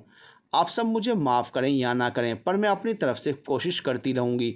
सिम्मी ने इतने आत्मविश्वास से बोला था कि राजेश्वर जी कुछ बोल ही नहीं पाए। इतना तो जान गए थे कि सिम्मी उतनी भी बुरी नहीं है, बस ऋषभ के प्यार में कुछ नादानी आकर बैठी है। ऋषभ से बहुत प्यार करती हो? राजेश्वर जी ने सिम्मी से पूछा, जिसके जवाब में सिम्मी ने मुस्कुराते हुए हाँ कहा। क्या तुम ऋषभ की खुशी के लिए ऋषभ को छोड़ सकती हो? राजेश्वर जी ने अगला सवाल पूछा। राजेश्वर जी का सवाल सुनकर सिम्मी शॉक्ड हो जाती है। वह हैरान होकर राजेश्वर जी को देखने लगती है। क्या हुआ, बोलो। जिससे हम प्यार करते हैं उसकी खुशी हमारे लिए बहुत मायने रखती है, और ऋषभ दिव्या के साथ खुश है। राजेश्वर जी ने सिम्मी को ध्यान से देखते हुए कहा, दादू ऋषभ मेरी ज़िंदगी है, मेरी सांसें हैं। कोई बिना सांस लिए ज़िंदा रह सकता है क्या? नहीं ना। ठीक उसी तरह ऋषभ मेरे लिए ज़रूरी है, सिम्मी ने कहा। सिम्मी, प्यार करना गलत नहीं है, पर सिर्फ अपने बारे में सोचना स्वार्थ होता है। ऋषभ तुमसे प्यार नहीं करता है, उसे ज़बरदस्ती के रिश्तों में बांधना गलत है। राजेश्वर जी ने सिम्मी को समझाते हुए कहा। उनकी बात सुनकर सिम्मी चुप हो जाती है। अगर ऐसा हो कि ऋषभ भी मुझसे प्यार करने लगे तो? सिम्मी ने उम्मीद से राजेश्वर जी को देखा। तो फिर तुम खुद समझदार हो, बाकी सब ऋषभ को जो करना होगा करेगा, राजेश्वर जी ने कहा। उसके बाद सिम्मी उदास मन से अपने रूम में आ जाती है। रह रहकर उसके दिमाग में राजेश्वर जी की बातें गूंज रही थी। वह अपने आप से बोलती है, नहीं, मैं ऋषभ के बिना नहीं जी सकती, जिसे पाने के लिए मैंने इतने जतन किए। उसका त्याग कैसे कर सकती हूँ? तभी ऋषभ रूम में आता है। वह बहुत खुश नज़र आ रहा था। वह सिम्मी को इग्नोर करते हुए अपने वार्डरोब से नाइट क्लोथ्स निकालने लगता है। तभी सिम्मी की नज़र ऋषभ के गाल पर लगे लिपस्टिक के निशान पर गई। वह जल्दी से ऋषभ के पास आती है और उसे ध्यान से देखने लगती है। क्या ऐसे क्या देख रही हो? हटो सामने से, जब देखो तब पीछे ही पड़ी रहती हो, ऋषभ ने सिम्मी को घूरते हुए कहा। फिर साइड से निकलकर जाने लगा। सिम्मी फिर से उसके सामने आते हुए ऋषभ का फेस मिरर के साइड करती है। फिर वह लिपस्टिक के निशान को दिखाते हुए बोलती है, ये क्या है? तुम्हें शर्म नहीं आती? शादीशुदा होकर ऐसी हरकत करते हो? और उस छिपकली दिव्या को तो मैं छोड़ूंगी नहीं। उसकी हिम्मत कैसे हुई तुम्हारे करीब आने की? ऋषभ सिम्मी को देखते हुए बोलता है। ये बात तो तुम्हें समझनी चाहिए कि तुम हम दोनों के बीच आई हो। मैं और दिव्या हमेशा से साथ थे। सिम्मी अपने हाथ से लिपस्टिक के निशान को मिटाने लगती है, जिस पर ऋषभ गुस्से से उसे घूरने लगता है। सिम्मी ऋषभ के उसी गाल पर किस करते हुए ज़ोर से काट लेती है। ये क्या किया तुमने? मुझे कितना दर्द हो रहा है। ऋषभ ने गुस्से से अपने गाल को सहलाते हुए सिम्मी को घूरते हुए कहा। सिम्मी अपने दोनों हाथ ऋषभ के गले में डालते हुए कहती है, तुम पर सिर्फ मेरा हक है, इसलिए उस निशान को मिटाकर अपना निशान दिया है, ताकि आगे से कोई गलती करने से पहले ये दर्द याद रहे। ऋषभ गुस्से से सिम्मी को घूर रहा था। वह अपने मन में सोचता है, ये निशान तो मैंने जानबूझकर बनाए थे, जिससे तुम्हें जलन हो और तुम्हें एहसास हो कि मैं तुमसे प्यार नहीं करता। पर यहाँ तो मेरी ही हालत ख़राब हो गई। कितना ज़ोर से काटा है, अभी तक दर्द हो रहा है। सिम्मी ऋषभ के सामने चुटकी बजाते हुए बोलती है, कहाँ खो गए? उस छिपकली की याद में तो नहीं? तुम्हारी सोच में भी बस मेरा ख्याल रहेगा। ऋषभ सिम्मी को अपने से दूर करते हुए बोलता है, मेरे दिल पर दिव्या का नाम लिखा है, जिसे तुम मिटा नहीं सकती। गलत फहमी है तुम्हारी, और जिस दिन तुम्हें इस बात का एहसास होगा उस दिन तुम्हें मुझको खोने का एहसास होगा। सिम्मी ने राजेश्वर जी की बातों को सोचते हुए कहा। उसके बाद वह ऋषभ से दूर हो जाती है और रूम से बाहर चली जाती है। सिम्मी को जाते हुए देखकर ऋषभ अपने मन में सोचता है, इसे क्या हुआ? फिर सोचता है, मुझे क्या, मैं क्यों सोचूं इतना? फिर वह फ्रेश होने चला जाता है। सिम्मी छत पर चली जाती है। उसकी आंखों में आंसू थे। वह अपने आप से बोलती है, तुम्हें अपने प्यार का यकीन कैसे दिलाऊं ऋषभ? तुम्हें ज़बरदस्ती करके पा तो लिया, पर अब ऐसा लगने लगा है जैसे मैं तुमसे बहुत दूर होने वाली हूँ। तुमसे जुदा होकर मैं जी तो नहीं पाऊंगी। अगर कभी ऐसा हुआ तो सिम्मी छत पर खड़ी अपने ख्यालों में खोई हुई थी। तभी उसे किसी की आवाज़ सुनाई दी, जो बहुत धीरे धीरे आ रही थी। वह आवाज़ की दिशा में बढ़ जाती है। वह छुपकर देखती है तो सुरभि किसी से फ़ोन पर बात कर रही थी। देखो प्लीज़, मेरी बात सुनो, प्लीज़ ऐसा मत करो, मैं कोशिश कर रही हूँ, तुम समझने की कोशिश करो। सुरभि फ़ोन पर किसी से बोल रही थी। सिम्मी अपने मन में सोचती है, इतनी रात को सुरभि किससे बात कर रही है, वो भी सबसे छिपकर? कुछ तो गड़बड़ है। पता करना होगा कि आखिर सुरभि के यहाँ आने का मकसद क्या है। फिर वह वापस नीचे चली जाती है। जब वह वापस रूम में आती है तो देखती है कि ऋषभ बेड पर सो रहा है। उसे देखकर सिम्मी के चेहरे पर मुस्कान आ जाती है। वह धीरे से जाकर ऋषभ के बगल में लेट जाती है। वह ऋषभ को देख रही थी, जो आराम से सोया हुआ था। ऋषभ को देखते देखते सिम्मी भी सो जाती है। सुबह जब ऋषभ की आंख खुलती है तो उसे अपने सीने पर भार महसूस होता है। वह देखता है कि सिम्मी उसके सीने पर सर रखकर उसको पकड़े हुए आराम से सो रही थी। वह सिम्मी को अपने करीब देखकर हैरान हो जाता है। वह सिम्मी को देखता है, जिसके फेस पर नींद में हल्की सी मुस्कान थी। वह कुछ देर तक अपलक सिम्मी को देखता रहता है। फिर अचानक ही झटके से उठकर बैठ जाता है, जिससे सिम्मी की नींद भी खुल जाती है। वो भी उठकर बैठ जाती है और ऋषभ को गुड मॉर्निंग विश करती है। तुम यहाँ मेरे पास क्या कर रही हो? तुम्हें तो वहाँ सोफे पर होना चाहिए था, ऋषभ ने सिम्मी को घूरते हुए कहा। सिम्मी ऋषभ के कंधे पर अपना सर रखकर उसका हाथ पकड़ते हुए बोलती है, ओह ऋषभ, तुम्हें पता है कल रात मुझे कितने सुकून की नींद आई थी? सच में इतनी अच्छी नींद तो बस तुम्हारी बाहों में ही आई है। आज से मैं तुम्हारे साथ ऐसे ही सोऊंगी, ऋषभ सिम्मी को अपने से दूर करते हुए कहता है। पर मुझे तुम्हारे साथ रहने में एक पल भी सुकून नहीं मिलता है। नफरत करता हूँ मैं तुमसे। सुबह सुबह मुझे तुम्हारी मनुष्य शक्ल नहीं देखनी है। ऋषभ की बात सुनकर सिम्मी की आंखों में नमी आ जाती है, जिसे वह अपनी मुस्कुराहट के पीछे छुपा लेती है। वह ऋषभ से बोलती है, तुम मुझसे जितनी नफरत करते हो उससे कहीं ज़्यादा मैं तुमसे मोहब्बत करती हूँ। आज तुम मुझे देखने को तैयार नहीं हो। ऐसा ना हो कभी ऐसा वक्त आए कि तुम मुझे अपने पास देखने के लिए तरस जाओ। सिम्मी की बात सुनकर ऋषभ ज़ोर से हंसने लगता है। फिर बोलता है, अच्छा सपना देख रही हो। मैं तो उस दिन का वेट कर रहा हूँ जब तुम मेरी लाइफ से बाहर निकल जाओगी। उस दिन मैं जश्न मनाऊंगा। ऐसा बोलने के बाद वह बाथरूम में चला जाता है। ऋषभ की बात सुनकर सिम्मी की आंखों से आंसू झलक जाते हैं। तुम्हारी बातें मुझे बहुत तकलीफ देती हैं ऋषभ। तुम क्यों मुझे मेरे प्यार को समझने की कोशिश नहीं करते हो।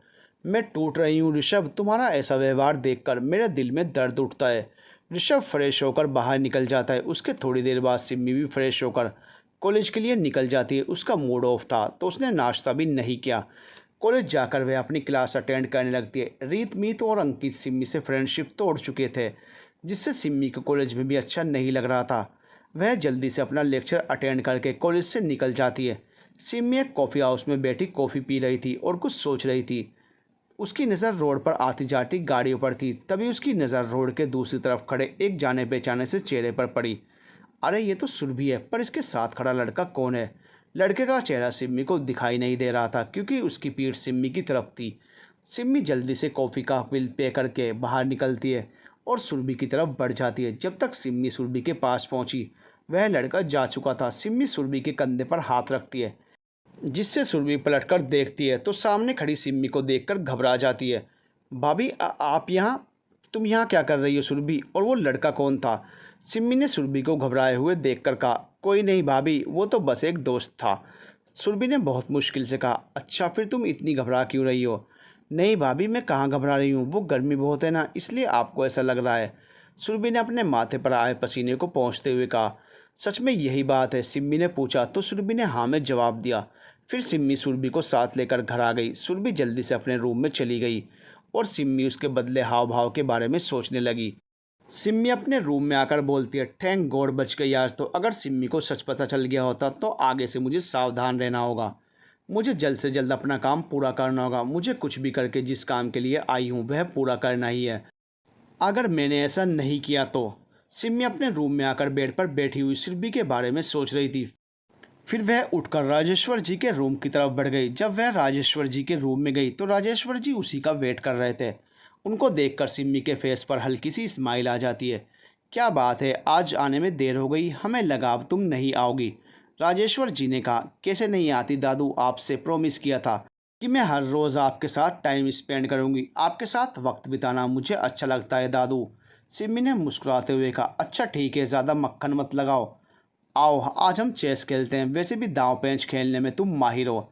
राजेश्वर जी ने सिम्मी को देखते हुए कहा। राजेश्वर जी की बात पर सिम्मी हल्का सा मुस्कुरा देती है और बोलती है, मुझे पता है दादू, आप अभी भी मुझसे नाराज़ हैं, पर मुझे आपकी नाराज़गी में भी प्यार नज़र आता है। उसके बाद दोनों गेम खेलने में बिजी हो जाते हैं, जिसमें राजेश्वर जी ही जीत रहे थे। उन्हें सिम्मी के साथ अच्छा लगता था क्योंकि उम्र के इस पड़ाव पर उन्हें अकेलापन महसूस होता था। सब राजेश्वर जी से बहुत प्यार करते हैं, पर अपने काम की वजह से उन्हें टाइम नहीं दे पाते थे। सिम्मी की वजह से वे खुलकर जीने लगे थे। सिम्मी खुद आजकल अकेलापन महसूस कर रही थी। कोई नहीं था उसके साथ, उसके पास, इसलिए वह राजेश्वर जी के एकांत को महसूस कर सकती थी। वह ज़्यादा से ज़्यादा वक्त राजेश्वर जी के साथ बिताती थी, जिससे वह उनको खुश रख सके। राजेश्वर जी को खुश देखकर सिम्मी को भी खुशी होती थी। ऋषभ और दिव्या एक रेस्टोरेंट में बैठे हुए थे। ऋषभ दिव्या का हाथ पकड़ते हुए बोलता है, दिव्या मैं अपनी तरफ से पूरी कोशिश कर रहा हूँ, पर सिम्मी डाइवोर्स पेपर पर साइन करने के लिए रेडी नहीं है। ऋषभ, मुझसे अब और बर्दाश्त नहीं होता है। मैं अब तुमसे और दूर नहीं रह सकती। जब तक कि सिम्मी तुम्हारी पत्नी है हम एक नहीं हो सकते। हमें कुछ भी करके सिम्मी को तुम्हारी लाइफ से दूर करना ही होगा। दिव्या मैं तुम्हारे साथ हूँ, तुम टेंशन मत लो। सिम्मी हमारी लाइफ में ज़बरदस्ती आई है, उसे हमारी लाइफ से बाहर जाना ही होगा। ऋषभ ने दिव्या को विश्वास दिलाते हुए कहा। ऋषभ की बात पर दिव्या मुस्कुरा देती है और बोलती है, मुझे पता है ऋषभ, तुम ज़रूर ऐसा करोगे। I love you Rishabh. Rishabh हल्का सा मुस्कुरा देता है और कुछ सोचने लगता है। इधर सिम्मी गार्डन में बैठी हुई कुछ सोच रही थी। तभी उसकी नज़र सामने से आते ऋषभ और दिव्या पर पड़ी। वह दोनों एक दूसरे का हाथ पकड़े हंसते हुए बातें करते नजर आ रहे थे। दिव्या और ऋषभ की नज़र जब सिम्मी पर पड़ी तो दिव्या ऋषभ के और करीब हो गई, जिसे देखकर सिम्मी को बहुत बुरा लगा, जो उसके चेहरे से साफ झलक रहा था। दिव्या सिम्मी को जलाते हुए बोली, ऋषभ बेबी चलो हम तुम्हारे रूम में चलते हैं, यहाँ तो मोहब्बत के दुश्मन खड़े हैं। ऋषभ एक नज़र सिम्मी को देखता है जो उसे ही देख रही थी। फिर सिम्मी को इग्नोर करते हुए वह दिव्या को लेकर अंदर चला जाता है। सिम्मी जाते हुए ऋषभ और दिव्या को देख रही थी, जो हाथों में हाथ डाले चल रहे थे। उसे बहुत तकलीफ होती है। उसका मन हुआ कि वह दिव्या को ऋषभ से दूर कर दे। वह भी उनके पीछे चल देती है। ऋषभ और दिव्या रूम में बैठे बातें कर रहे थे। दिव्या को पता था कि सिम्मी रूम में ज़रूर आएगी उसे ऋषभ से अलग करने, इसलिए वह सिम्मी को जलाने के लिए ऋषभ से प्यार भरी बातें करते हुए उसके करीब जाने लगती है। ऋषभ दिव्या को देख रहा था, जो उसके बहुत पास थी। उसकी आंखों में अपने लिए प्यार वह साफ देख सकता था। वह उसके इस तरह करीब आने पर थोड़ा असहज हो जाता है। दिव्या अपने दोनों हाथ उसके गाल पर रखकर उसे किस करने के लिए उसके होंठों की तरफ बढ़ती है। वह उसे किस करती उससे पहले सिम्मी झटके से रूम के अंदर आ जाती है, जिससे ऋषभ झटके से दिव्या को अपने से दूर कर देता है। सिम्मी दिव्या और ऋषभ को इतने पास देखकर अपनी जगह पर जम जाती है। उसके दिल में दर्द सा उठता है। वह कुछ बोलती तब तक उसका फ़ोन बज उठता है। वह कॉल पिक करके सामने वाले की बात सुनकर कॉल कट कर देती है। वह एक नज़र ऋषभ को देखती है और बिना कुछ बोले वहाँ से चली जाती है। ऋषभ सिम्मी को इस तरह चुपचाप जाते हुए देखकर हैरान था। दिव्या ऋषभ के पास आती है और उसका हाथ पकड़कर बोलती है, ऋषभ हम दोनों तो एक दूसरे से प्यार करते हैं ना, फिर तुमने मुझे अपने आप से दूर क्यों किया? दिव्या मैं तुम्हें पहले ही बता चुका हूँ कि मुझे ये सब अच्छा नहीं लगता। मैं कंफर्टेबल नहीं हूँ इन सब के लिए।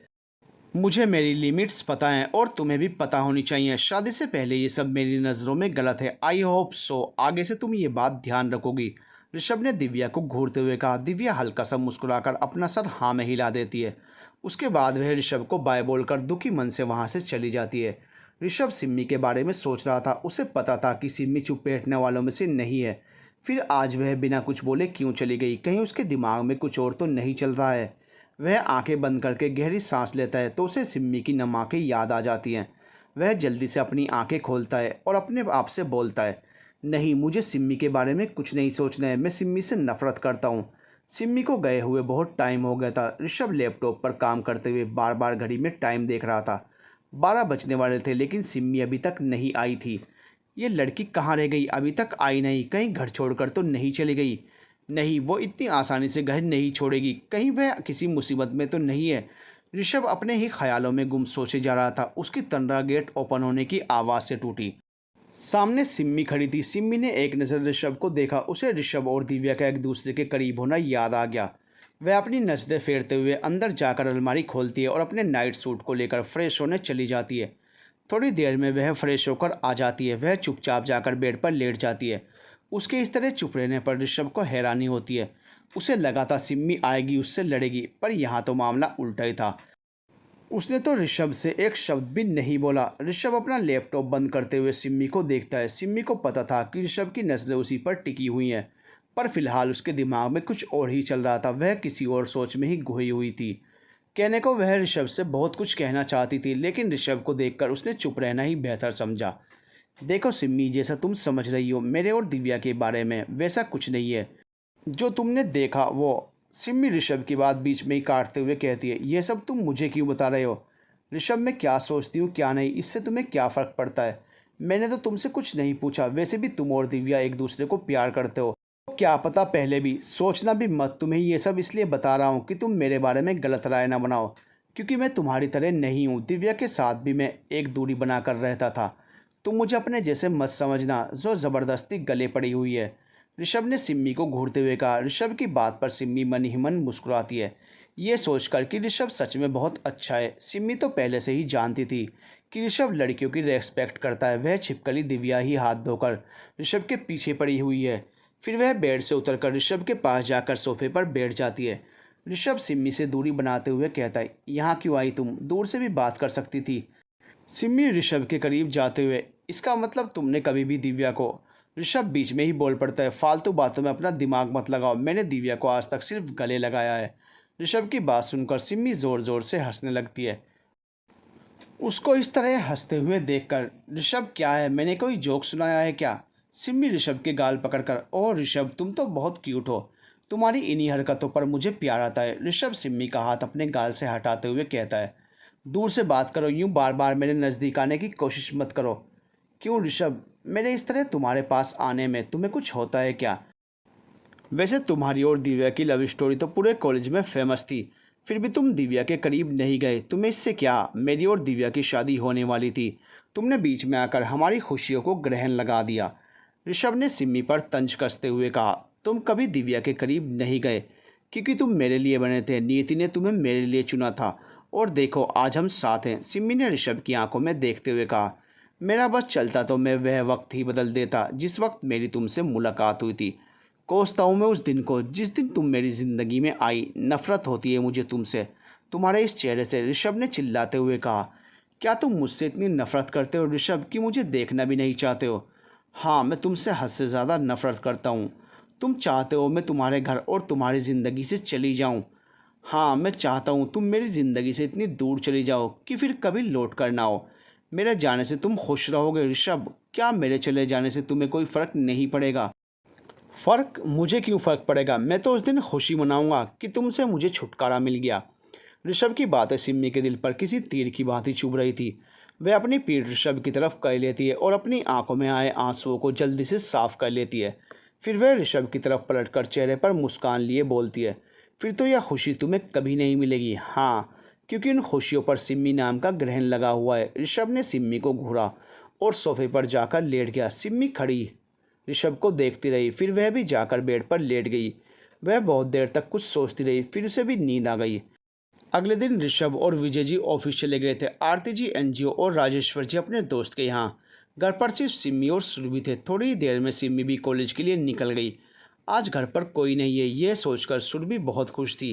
वह अपने प्लान को अंजाम दे सकती थी। उसने अपने हाथ में पकड़ी हुई चाबी को देखा और आरती जी और विजय जी के कमरे की तरफ बढ़ गई। रूम के अंदर जाकर उसने पूरे रूम में नज़र डाली और लॉकर की तरफ बढ़ गई।